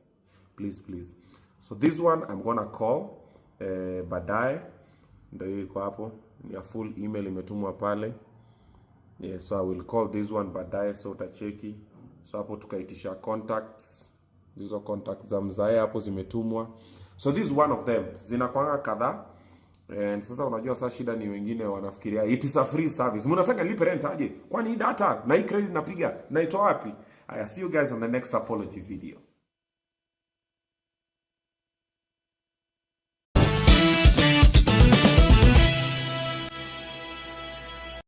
Alright, so that one is over there, and you can get to also send me to apologize on your behalf. All you have to do is send me an email, tvobinna@gmail.com, and I'm gonna do just that. Alright, so we're having a gentleman in the house known as Nganga Muigai, and trust me, he's a walking encyclopedia. What he knows, every Kenyan needs to know. I wish teknolojia ingekuwa imefika point unaguza kichwa msee hivi na anaget ile information yote uko nayo, anaguzisha kichwa mtu mwingine hivyo tu kesho Kenya inaweza change. Inaweza kwa zile even the way we think and the way we reason might be very different. All right. For you who's having a company or an organization and you having employees na wanakustress, unajaribu kuhandle your story, Niles HR can do that for you. Allow them to run your employees for you, from payrolls to salaries to sick leave to warning letter, disciplinary issues. Hizo vitu zote, Niles Human Resources, that is what they do. Wacha kukimbizana na wafanyikazi leo una micromanage watu. Patia Niles Human Resource, they will handle it for you. Their number is on the screen. Do the needful. All right. Sasa tunaanza maswali sasa. Sasa nimesema andika maswali. I'm gonna run them by him, and he is going to cover them one by one. Siweke jibu ikuwe refu sana. Yeah. Ni saa 8. Yeah. Tayari ni kesho. Sawa. Na tulianza jana. Sawa. Kwani nimeona wameandika hii sana. Do we really need women reps? Nasema most women rep don't do their jobs. Wanakuanga tu flower girls nini. Do we need women reps? Yes, we do. Okay. Because in the Vision 2030 kuna kitu fulani inaitwa child protection hizo. Okay. Kwa hiyo social pillar na inasema hizo vitu ina address orphaned and vulnerable children, sijui nini, iko na hizo vitu zote. So you people have to know how we ended up having the woman rep position. It was through affirmative action. Now women rep, haufai ku blame the ones that are there for not doing their job. Imagine uliona ile documentary ya Maimahi ya BBC, right? Women rep wako na plus MP wengine wako na kinaitwa Kenya Women Parliamentarians, KEWOPA. Did you hear a statement from KEWOPA? So it means the law will establish even a way for them to voice out their concerns na nini. So it is not the position, it is the people occupying it. Like, do you blame a team for not performing, or do you blame the players? Utasema ati Chelsea si team poa na management imesign imefanya ni hawa players, so they have to go. So it is about the people occupying the office. Enda tu usomeleo role of the women rep. It's very clear. Okay. Yeah. So they are not flower girls. Okay. Yeah. Our debts. Yeah. Stories are that hatuna deni. Jimmy Wanjigi has been saying it that hatuna deni, tulishamaliza kulipa madeni zetu. Watu wengine wanasema tuko na madeni. What's this situation like? Deni yetu ni ngapi Obinna? I have no idea. Deni yetu ni 11.3 trillion. 11.3 trillion. Yes. Do you know what that means? When we calculate it economically, it is 67% of our GDP. That means lazima tuweze kutrace 67% development in our GDP. Because deni si kitu mbaya. By the way, deni ni kitu poa sana. The thing is, hiyo doa iendangi kulipa. Hapo nitakustress because hapo nitaanza kuambia mambo ya AIA loans na noma ya deni ni hii. Ukisikianga gava imepewa do kutoka mahali ati tumepewa 100 billion let's say from China. Are you ready for this conversation? Tuende kazi. Wakenya ndo wana watch. Wako hapa ndo ni swali wameuliza. Hizo doa zikujangi. Kwa sababu unakumbuka ni kuambia Public Finance Management Act section 57. Nataka Google Public Finance Management Act ya 2013, alafu Google Public Finance Management Act ya 2014. So wase walishindwa ni aje tunaweza outmaneuver aje history ya public procurement na nini. So wakaenda wakaongeza C na D. Hawakutoa hiyo A na B. Walienda wakaad C na D. Na C imepatia the CS wa Treasury power ya kuestablish a fund outside our jurisdiction. Mali hata Auditor General wetu hawezi fika. So procurement zinafanywa huko. So let me tell you, noma inatokeanga wapi? Mnapo 100 billion mnaambiwa ni loan mtalipa, alafu mnapotoka 40 billion mnaambiwa hii hamtalipa. But the problem is sasa haikuji kwa consolidated fund. Yet the law inasema all the monies, all revenue should go to the consolidated fund. By the way, ukitaka kusoma hii katiba uelewe, anza tu na article na chapter 12. Soma tu maze. Hiyo itakustress, najua utashikwa na stress, ni sawa. So hiyo do ikamingi. What happens? Wale wase ufanya procurement outside our jurisdiction, like outside Kenya. So unasikia cement imetoka China, rangi imetoka China. Lakini tuko na sheria yenye nasema bei ya rangi ni ngapi, tuko na sheria inasema bei ya cement ni ngapi, but sometimes unapatanga we have dubious people there. They say, cement ya China si kama ya Kenya. I'm just giving an example. Cement ni 3,000. Uniaje unatuambia hapa cement ni 900. Kwani inajibeba? So that money does not come. Isipokuja nini na mino. Obinna, remember I told you, don't look at money, look at function. Ni nini tuna miss do isipokam?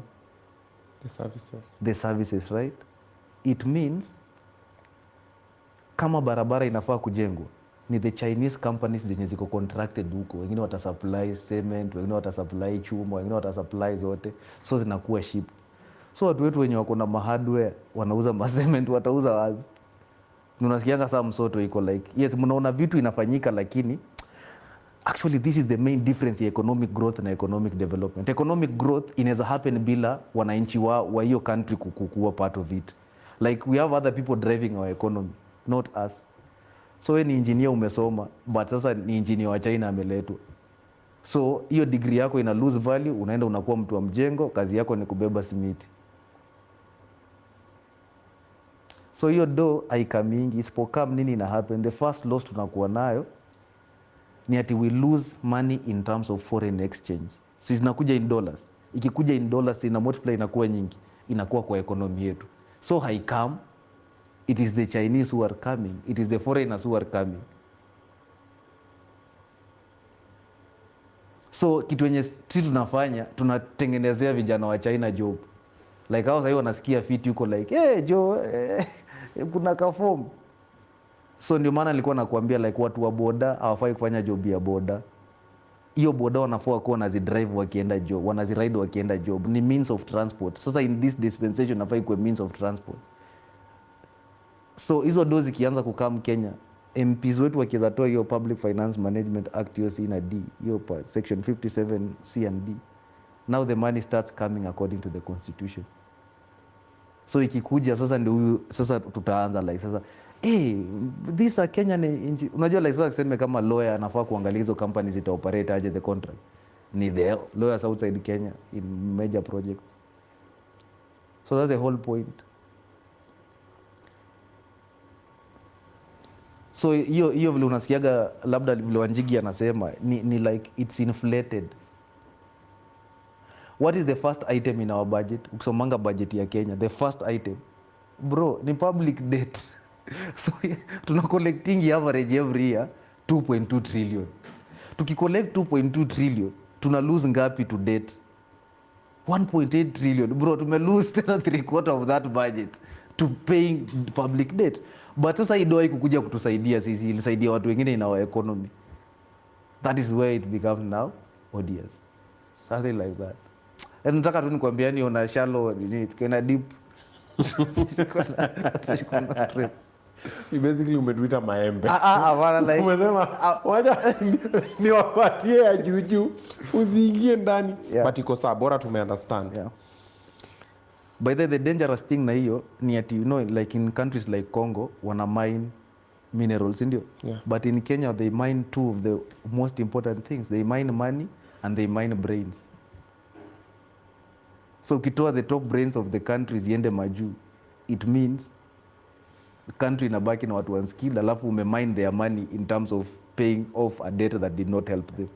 So like literally hao wase wanatoa hivi do kwa economy. Ndio maana umesota because unaona ikifika mwezi wa 6 wa 7 unaanza kusota. Why? Because sasa ndio country sasa imetoa hiyo do. Imeenda. Like literally ni 1.8 trillion imetoka kwa economy yetu imeenda. So it means We have to start building another one again. yes, sasa tunafanya aje ndio tunakutax na ukikataa we borrow on your behalf because the projects have to go on. So that's why hata finance bill kama wangeikataa already appropriations bill ilikuwa ishapita, so unalipia hiyo deni waliboro. Wako kutax lakini waliboro. Na ukumbuke nilikwambia nini? The burden and benefits of debt will be shared equitably between, like sasa nyinyi mmekataa sawa, watoto wenu watalipa. Deni ni just taxing in advance. Like Can we refuse kupewa hizi madeni? shida si kurefuse. Shida ni sheria. Like I always tell people like do not even be mad at the president. He represents a default in the system. Zora leo tukitoa Ruto na tuweke tena mzee mwingine hapo. As long as the system ni hiyo. Wengine wenye watakuja tena kubenefit from it. Tena tutaenda maandamano tu. And we should thank Ruto. This is the most controversial statement I always say. Ruto ndiye alianzisha hiyo constitutional awakening. Ruto ndiye amefanya ujue katiba. Ruto ndiye amefanya ujue. Jua amekukasirisha. So, kuna mzani wa TZ anaitwa Farid Kubanda, Feed Q. Anasema baya lisilo ni dhuru, ni jema lisilo na faida. Like if something bad does not harm me, it's a good thing that is not beneficial. So Ruto is a bad thing that he may to harm, which is a beneficial thing. So he's playing his role. Anatufunza adabu na tutajifunza mpende Mjishika masikio hivi. Yes. He has pricked. Yeah. Still talking about money. Ebu tell me about the Chan money. Is it coming from the president's pocket? No. And that's why nilikwambia there are 4 types of Kenyans. Ruto knows he knows. Hata ukienda kwa Vision 2030 imesema there will be established a national sports lottery fund. Ebu Google the director of National Sports Lottery Fund, something Odhiambo. If you Google it, it's there. So it is said, hata ukisoma kwa Vision 2030, it is said clearly that more than 500 million shillings will be put there every year because ukienda kwa the 17th role of the national government, hiyo ni 4th schedule of the constitution, ni sports promotion and sports training. Hiyo ndio kazi yao. So hiyo do imesemekana itatumika when you have major events in the country. Itamotivate wase, itafanya nini, umeget? So that money simply came from there. Ni vile tu Ruto aliplay politics nayo. Farida Karoni has been selected by the president to serve as the chairperson of the National Lottery Board. Ndio hiyo sasa. Her 3-year term will begin in August 23, 2024. Yeah. As confirmed in Gazette notice issued on August 22nd, 2024. Yeah. Ngoja, wait. So Gazette notice inatoka August 22nd, 2024. Yeah. Na anataka kufanya 23rd. Before that ilikuwa nani? ilikuwa something Odhiambo. She's a professor, I think. Chairman. National Sports Lottery Fund. So I think Louis may come inside. We are appointiwa after. Yeah. Hapa wajeka nini? There's no hawajaweka hiyo. So we Google tu National Sports Lottery Fund utaiona iko hata kwa Vision 2030.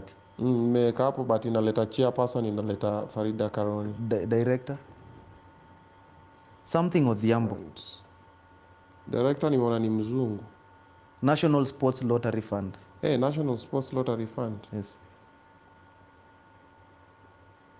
Bado tu ni hiyo tu. Utai Google tu itakuletea. Yes. Kenya, weka National Sports Lottery Fund Kenya. Director Kenya.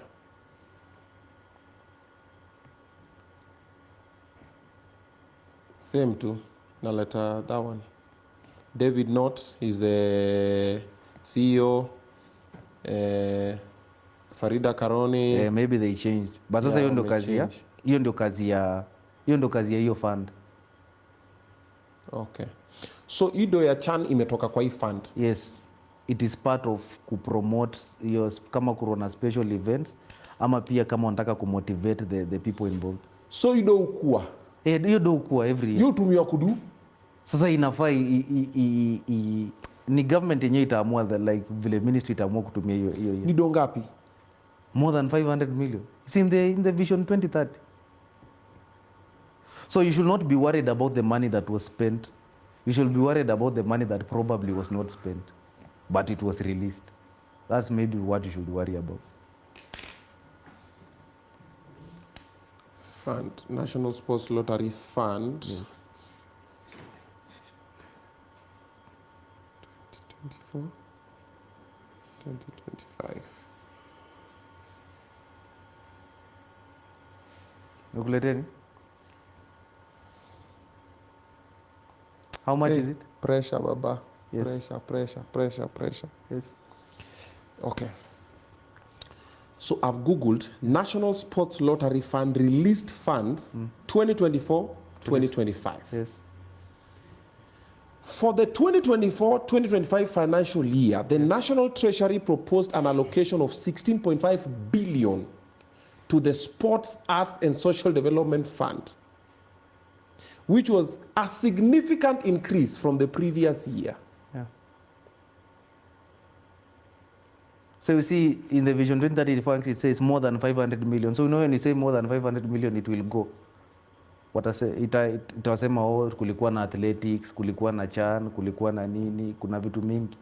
So the purpose of these funds, funding prioritized infrastructure upgrades, support for the major global events like the WRC Safari Rally, Yes. or World Athletics Championships and general sports development. Yes.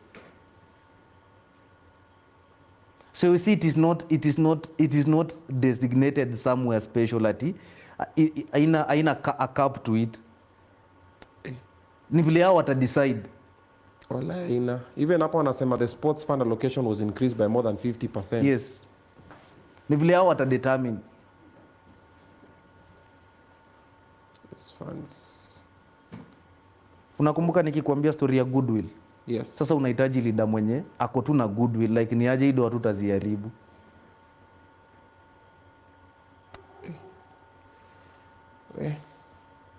Pressure. Yeah. Hiyo National Lottery Fund hapo wamesema hiyo story ya 500 million. Yes, it's Some other potential to inject over 500 million annually into the sports budget. na ukumbuke ikiwekwa over 500 million iliwekwa 2008.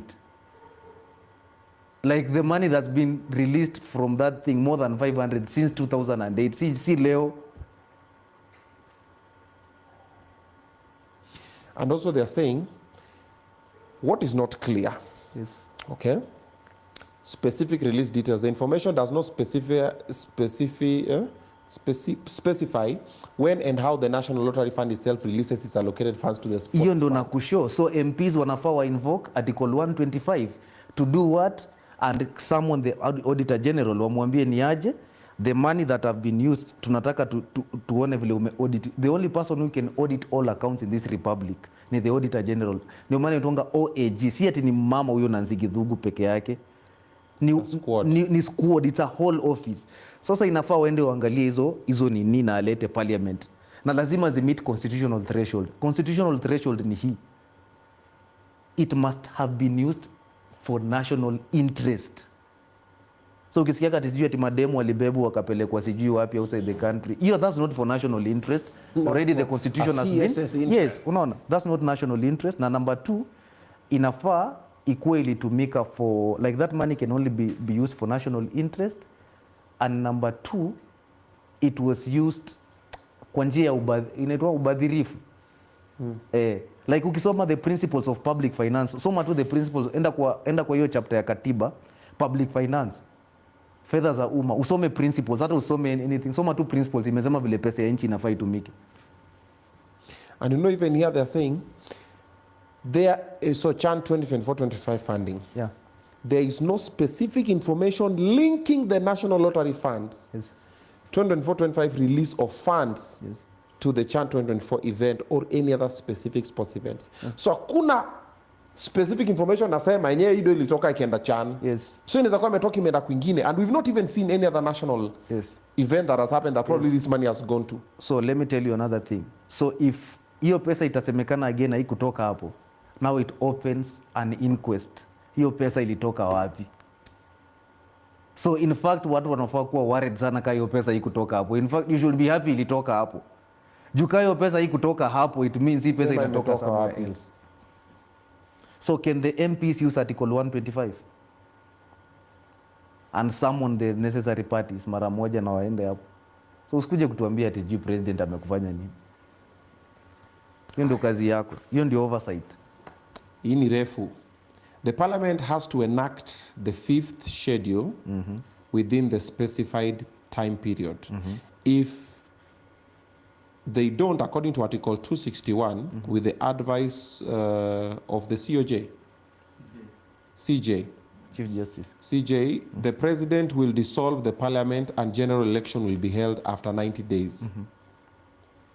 Article 101, and the new parliament will enact them. That's it. So the question is this. If Article 101 provides for general election, what becomes of the president in this case? Does Article 261 affect them? Ms. Jelewe swali yako. So,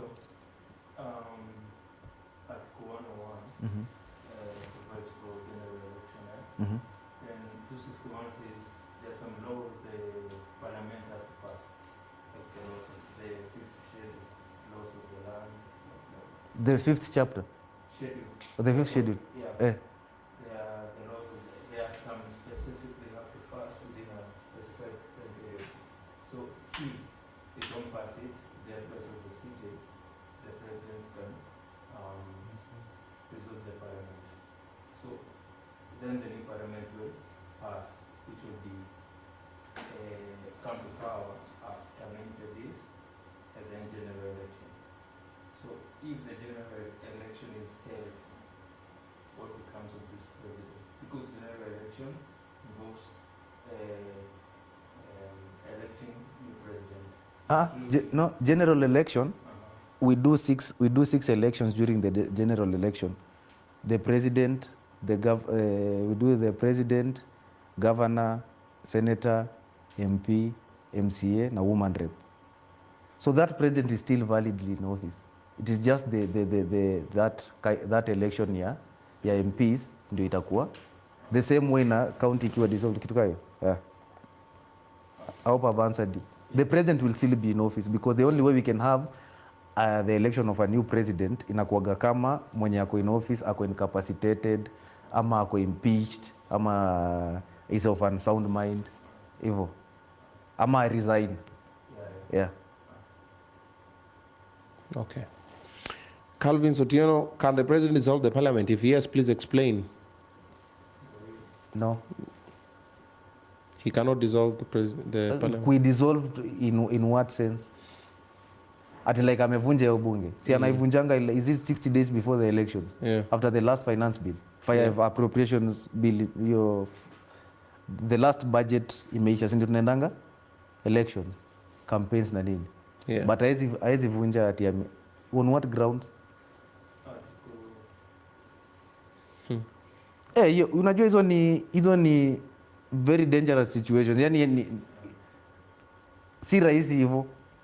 It's not as easy as it appears. Hiyo inamaanisha yani sisi tumekuwa country fulani yenye ni very lawless. Tuko tu. Can you talk about creative economy bill?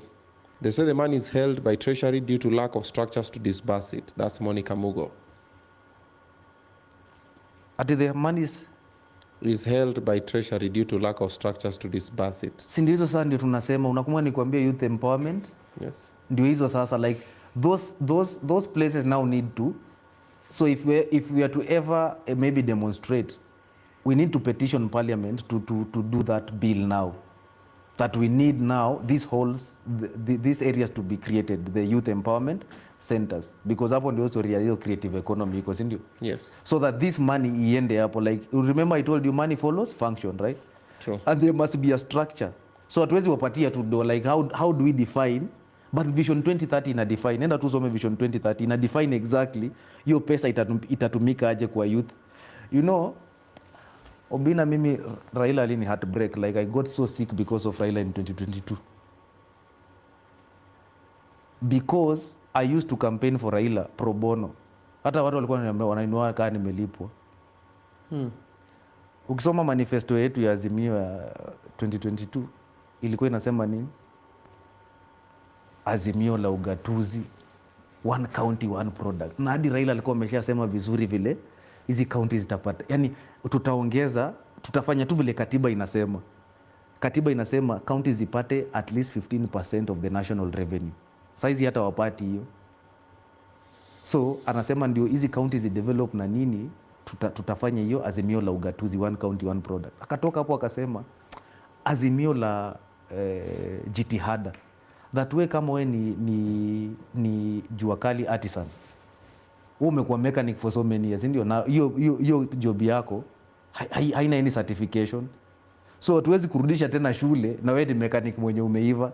So they were to have a mechanism between now na motivate, waone tu like wakufanyishe ka exam wakupea certificate ndio increase chances zako za employment, because watu wamesoma mechanical engineering hiyo degree ndio wenda wanachukua hizo matenda za gava za kurepair magari, alafu wanakuja wanapatia ama mechanic. Yes, because hamna papers. So Raila alikuwa ametackle hiyo. Akakuja akasema azimio la kina mama. Akasema vile wamama wata access funds, watafanya nini. Akakuja azimio la ukulima, akaiweka yeye alikuwa amesema hadi unaona hizi government land enye itumiki, bring those into what, into farming to increase food productivity. Ilikuwa ndio fukuza njaa campaign. Akatoka hapo akasema azimio la viwanda, manufacturing, like atusi export our raw materials, zifanye kazi hapa, more jobs more nini, unaona. Akatoka hapo akasema azimio la wananchi, akasema kama MP tuseme serikali niyo imekam na ilipata hii serikali nyingine ilikuwa inajenga vitu fulani, hawezi abandon hiyo, lazima waendelee na hiyo, si ati nyinyi mkuje tena mseme si hatupendi hiyo jamaa, si always do that. Yeah. Akuja akasema azimio la uwajibikaji, hata alikuwa metaskingi Martha Karua with that, like when do uta deal na hizi story. Yes, unaona. Akakuja akasema waste not a single child, yani akasema like watu watakuwa na makazi nini, so watoto lazima wenyewe wataenda shule because Akuja akasema maji kwa kila boma. Akasema hakuna vile tunaweza kuwa na hizi mariva zote na watu hawana maji kwa ati, unaona. Akuja akasema baba care, kutakuwa na access to universal health care.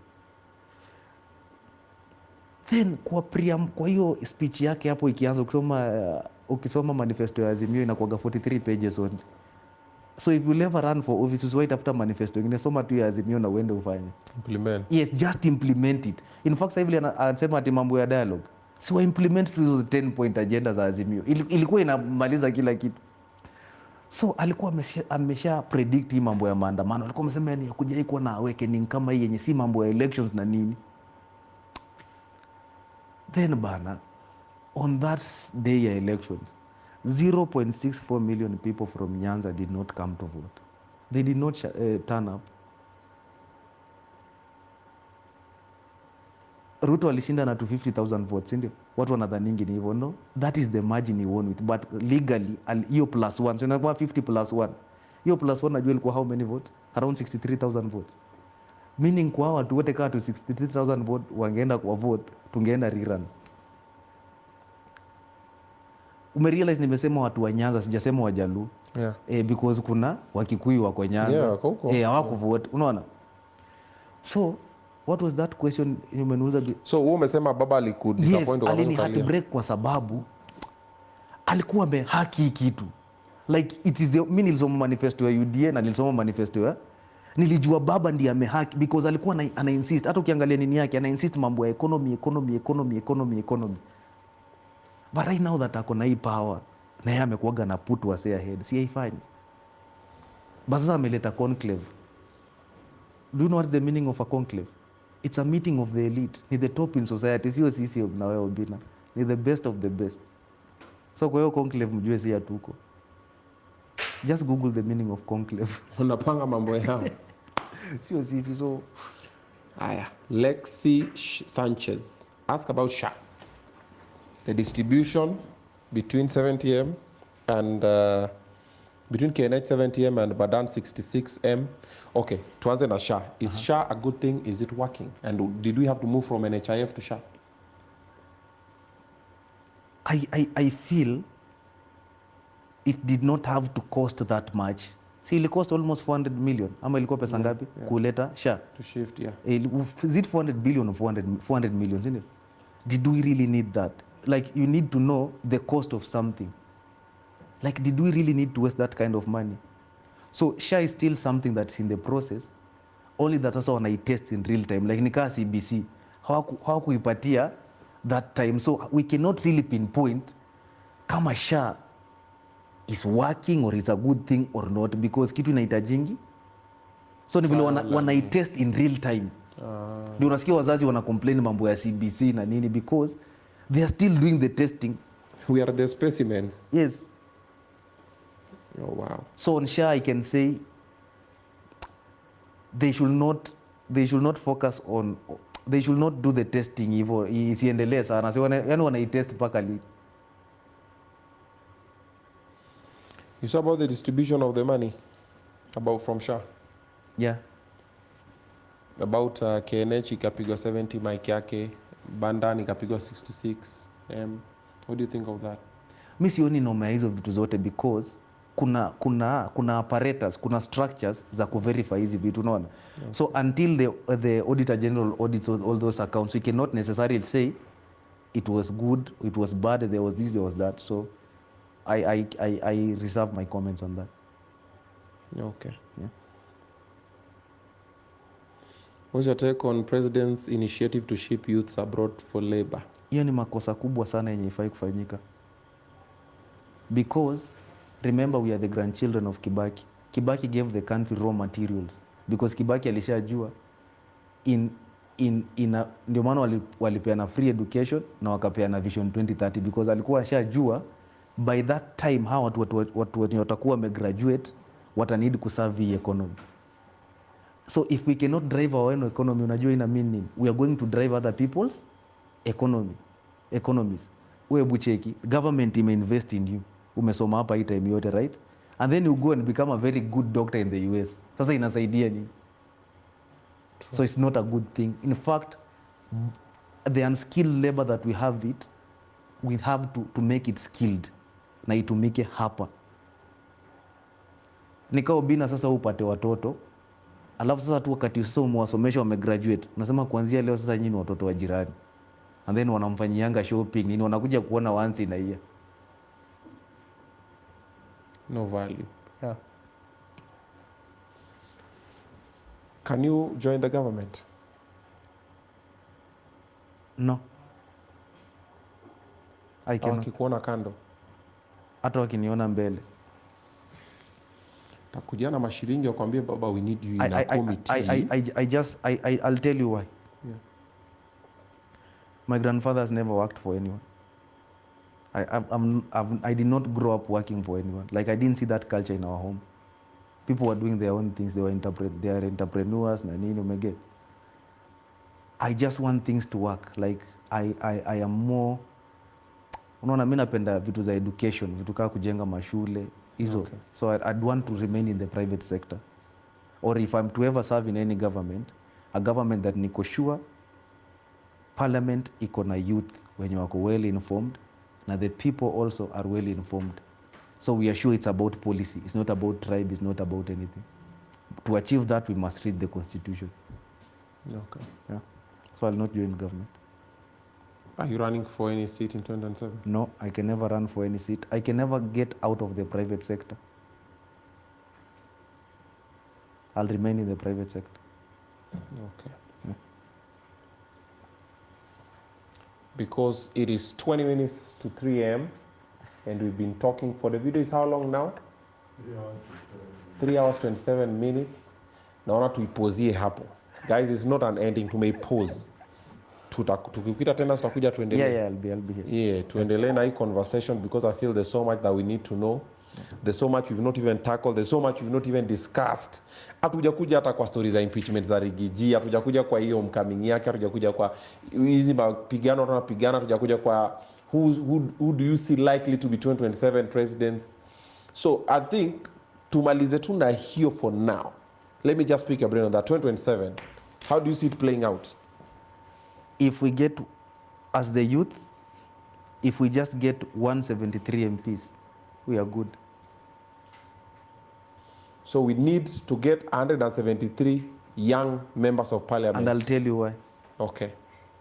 The problem is not about who will be president. The question is who will be the MPs? How will parliament look like? Wow, that's a very nice nini. Like, as the youth, you must ensure that our number is 173 or 174 MPs. Because you have to remember this. You have to remember this. Yeah. If we have a bad president, you need MPs who are courageous enough to impeach him. By the way, president anaweza kuwa impeached within 3 weeks na imeisha hiyo story. So you need MPs who are very courageous to use Article 125 properly. So 2027 is not a question of the presidency. It's a question of parliament. Wow, that's a nice twist to it. Young people, yeah, you've listened. That's a very interesting twist. Like if we just decide and say, okay, Nairobi, tuko na constituencies ngapi? Tunaweka nani? Yes. Ni mtu wetu ama ni mtu wao? Yes. Aya, tuingie Nyanza, tuingie wapi, tupige sabu tuseme haya. Yes.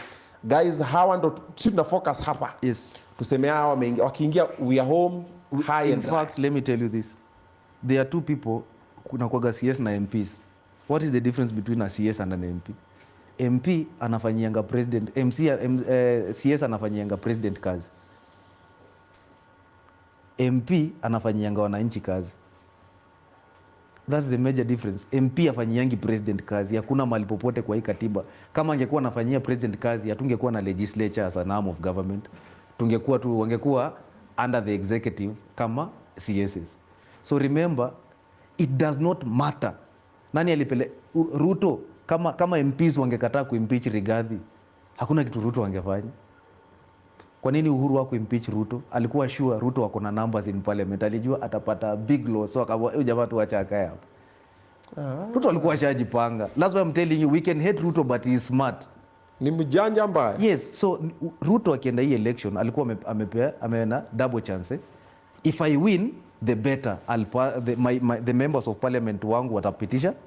Kwa nini wakati tu alimaliza elections, alihakikisha ako na majority, akaanza kubai ma MP because anajua bila MP huwezi function. But pia alikuwa anajua hata nikilose election naweza impeach your president ako hapo because niko na more MPs. Raila bado angeenda home. Ruto would have become the most powerful opposition leader in this republic. Angekuwa tu like ana control na anasema ni aje, si Raila aende sasa. Angemzungusha. Na wewe vile unajua Ruto unadhani angeacha Raila hapo.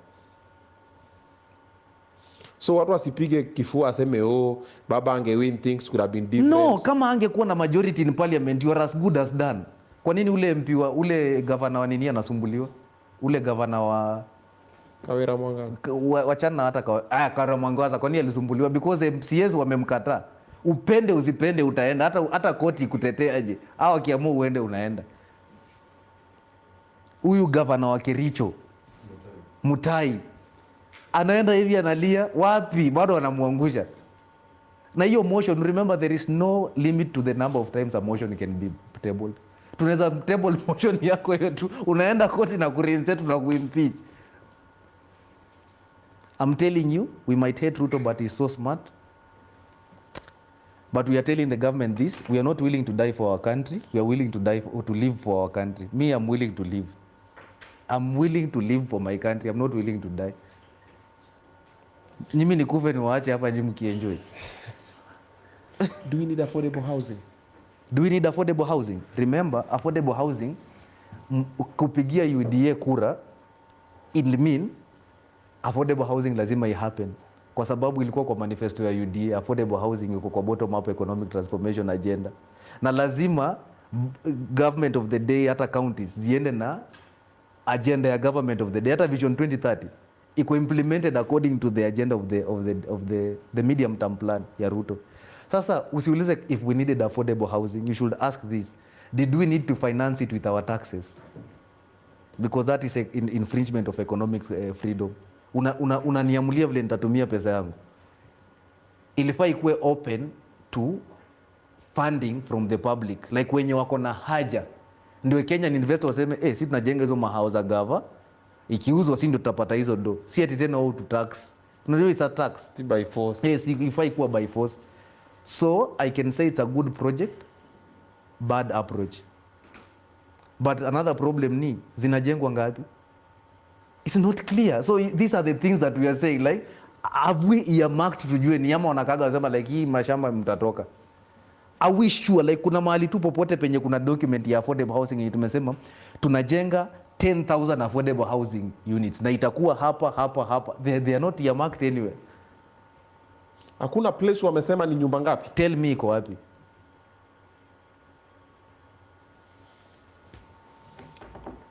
Haya, asanteni sana kwa kutizama hii. Tutapiga nyingine tena. Nakwambia nimemaliza nikijua hakuna lile jambo nilikuwa nimelijua kuhusu hili nchi yangu, nchi yetu tunayoipenda, the one we're willing to live for. I'm just, okay, I thought I knew stuff about this. I've realized tururu, nothing. Yes, and so have you. So have we all. So let it be a wake-up call. Tuamke, tumesema September, we are reading the Constitution. That is what we are doing in September. After reading the Constitution, now takachi tuseme haya. Now we know. Now what do we do next? Now we have October, November, December to now plan everything we're going to be doing. Even if we decide to take November and December off, January, bado we can still reconvene and say, guys, do you remember what we read that we've reread for the following months? Now let's implement. Thank you for being courageous and speaking about it. And thank you for gathering all that knowledge to come and give us in a way that we can understand it. Some people who know it never give us like that. They give us, touch juju tu wanatuacha hapo. Even, I'm sure, 90% of MPs don't know what you know. Maybe 10 know. And in this country, I'm sure over 75% of us have no idea of what we've just spoken about. Maybe 25 wale wamejua, wale kidogo, maloya, some politicians kidogo, ama just some scholars. But majority of Kenyans, mse wa mama mboga, mse wa bodaboda, mse wa konkodi, mse anaendesha taxi, hata tu mse mwenye ni, hata mwalimu. Wengine wenye anafanya tu, hata madaktari wengine wajui, because that's not like they're like, me, what's I mean, so me, on this thing. So thank you very much. Thank you. All right, I appreciate. We'll call you back again so we can talk some more. His social media handles ziko hapo kwenye description below. Hizo page zingine zinashine huko sio zake, amefungua zile mpya. Fika pale tumfollow, tumsupport, tumsikize. Let's just listen and understand. Kamera ndio hii Muigai. Parting shot to Kenyans watching. Parting shot ni, it is dangerous to be educated but not learned, but even more dangerous to be learned but not informed. So a lot of people, tuko na a lot of engineers, a lot of whoever who don't know the Constitution. So you are learned, you are educated, but you are not informed. The only way you can be informed is this. And you have to remember, we are not a religious state, we are a constitutional state. So the very thing that we all need to know is the Constitution. Na lazima Constitution iende shule. That is what I'm willing to live for. We'll push and push until we need it. Because we have something called the Curriculum Review Commission. that keeps reviewing. It's even in the Vision 2030. So there is no way mtatubadilishia masomo, mtuletee CBC na mkose kuweka katiba hapo. Hii katiba ni very simple. Lazima watoto wasome shule na hata kuwe affirmative action that in all state offices watu wakuwa nasomaga katiba. Watu wa boda like we must pack that katiba consciousness in our country. True. So lazima hiyo ndio one of the things zenye nataka personally nataka iwekwe kwa budget ya 2026 2027. Tunasoma set books na tuwe soma yes, katiba. like let me ask you this. Nani amesoma mimi clear shule 2015 high school? Nani alisoma Caucasian Choksako? Si unaona iliandikwa na Ken Walibora, si ndio? Unaona unajua because you read it. Unajua ikuandikwa na huyo, lakini we don't know the constitution. So that's what I can say, and I'll also tell the president this, that remember they are dangerous dates. Like here amejipata Ruto tu ndio mzee alijipata time mbaya sana. Remember kutakuwa na finance bill ya 2027. Hiyo finance bill itakuwa June. Nimekuona. In July kutakuwa na 7/7 na ndio itakuwa the only one like 7/7 mwezi wa 7 tarehe 7 2027. No mai 7/7 ni ati ita happen siku kwenye polisi hizi zuia i happen because tutakuwa time ya campaign.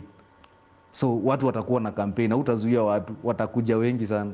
Alafu sasa a month from that tuko na elections. So handle with care. Dudubaya ule mzani wa TZ alisema ati mtu akikufa msimtajitaje jina, anaweza kuwa alienda heaven. Alafu God aseme no wasi wanakulia sana. Hebu kuja. Kumbe hata ufai kuwa hapo, unafaa kuwa hell. So I think the president should also handle us with care because the president ako tu na shida moja. He lost the war of information. It is nothing like we wakati watu like it can't be like wakati sasa the smartest brains inafaa kuongea, that's when you bring the dumbest.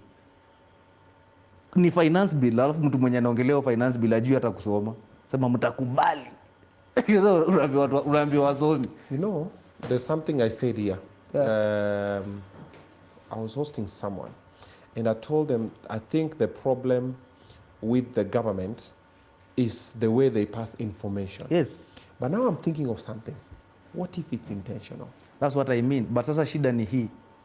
Hiyo ilikuwaga ina work wakati watu walikuwa wajinga. Wakati hakukuwa na social media, ilikuwa a way of making the masses idle. Yeah.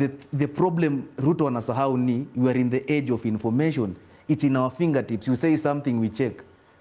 Watu MP anaongea hivi, watu wanasema acha kwanza tuangalie kwa Hansard huyu mtu amewahi ongea nini. Hata wewe hujai changia bili yoyote unatuambia nini? You have to remember this, Obinna. Free education ilianza 2003. Do you know what that means? Watu ni werevu sana. Yani you have to remember una deal na kina nani. And in the dispensation of constitutional awakening, watu wakuangi waoga. Because knowledge is power. It gives you that power. Once you know hakuna kitu ule mzee atakwambia. Like wewe unaniambia nini? My dad does this. Akiona uko wrong anafanyanga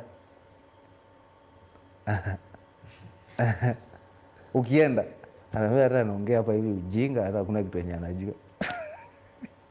That is the age we are in. Watu wakishasoma hii katiba ni hivyo, imeisha, it's game over. Katiba imekuambia mpaka mtu unafaa kuchagua, imekuambia chapter 6 leadership and integrity, imekuambia mtu unafaa kuchagua anafaa kukua hivi, lakini hujasoma hiyo katiba. Sasa unachagua mtu bila kujua, una piki ponki. Yeah, so the only thing I can say is that like that's my parting shot, and the president should understand this, and the government in general, that the role of our generation, the agenda of our generation is to identify as many problems, to find as many solutions and take as many actions as possible. Haiishi leo, haijaanza leo, tuko tu hapa. Na msituue. Nyi wakati mlikuwa vijana nani aliwaua? Mko hapa juu hakuna mtu aliwaua. Moi angejama waue. True story. Unaona? So sisi msituue, like just extend us that nini. Because I'm not willing to go and tell Kibaki, unajua tunaweza kufa alafu Kibaki amesema umekuja huku nini wewe? Ambia wameniua. Sasa ungekaa huko ufanye kazi. So we are telling the government we are very willing to live for this country. Me, I'm not. Kenya sasa imefika time yenye mangoma zetu ndio zinabamba. Mnataka nikufe niache kina Okelo Max hapo? Wanataka kuzimia ta. Manze. Niache bien. Haiwezi. So we are willing to live for our country. That's it. And we are the grandchildren of Mwai Kibaki. Our life cannot be about discussing the presidency. Our work is to discuss the economy. That's it. All right. Yeah. There you have it. I'm going to see you guys on Wednesday on Zabe. And remember, 3 p.m. every Wednesday, Zabe. Iko pale kwenye YouTube. Comment, like, and subscribe. And also on Friday on the Pop the Balloon Show. Comment, like, and subscribe. If you've been watching this show and you've learned something, subscribe, Maze. That's all we need from you. That's the way you can empower us. Pages ni 5, tumesema nafika 1 million subscribers before December. Obinna TV Extra, the Obinnas, Obinna TV Updates, and Zabe. Ni 5 peke yake. All right? So I'm going to see you guys on Friday. If you have not watched our new show, it is up next. That is Pop the Balloon. Thank you very much. Good morning or good night, depending on where you're watching this from. See you next time, inshallah.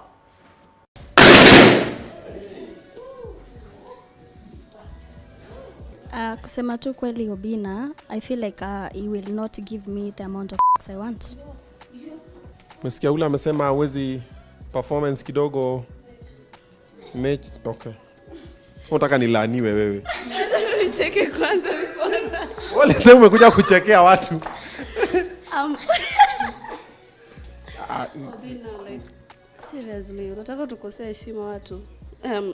Anyways, the reason is mimi siwezi kuwa manza Kibera, tuanze hapo. Uko fiti? You're good? Stand right here. Can you maybe do my clothes, my boxer and all kind of stuff? So if you're here and you know you cannot watch Kibado unanishtua na sima balloon. Can we just like it's like okay. Hi. Hi. What's the issue? Actually, I don't even wash my clothes. Sasa mbona nimoshe zake? Unatafuta bibi ama unatafuta house help? Sasa ninakaa jamaa ya virgin, sikia huyo Obinna. What's up, everybody? It's your boy Oga Obinna is in the building, and of course, this is another episode of Obinna Balloon Pop. Yes, this is a balloon challenge, and it's happening in Kenya, the Kenyan edition. Now we bring beautiful singles, hot guys.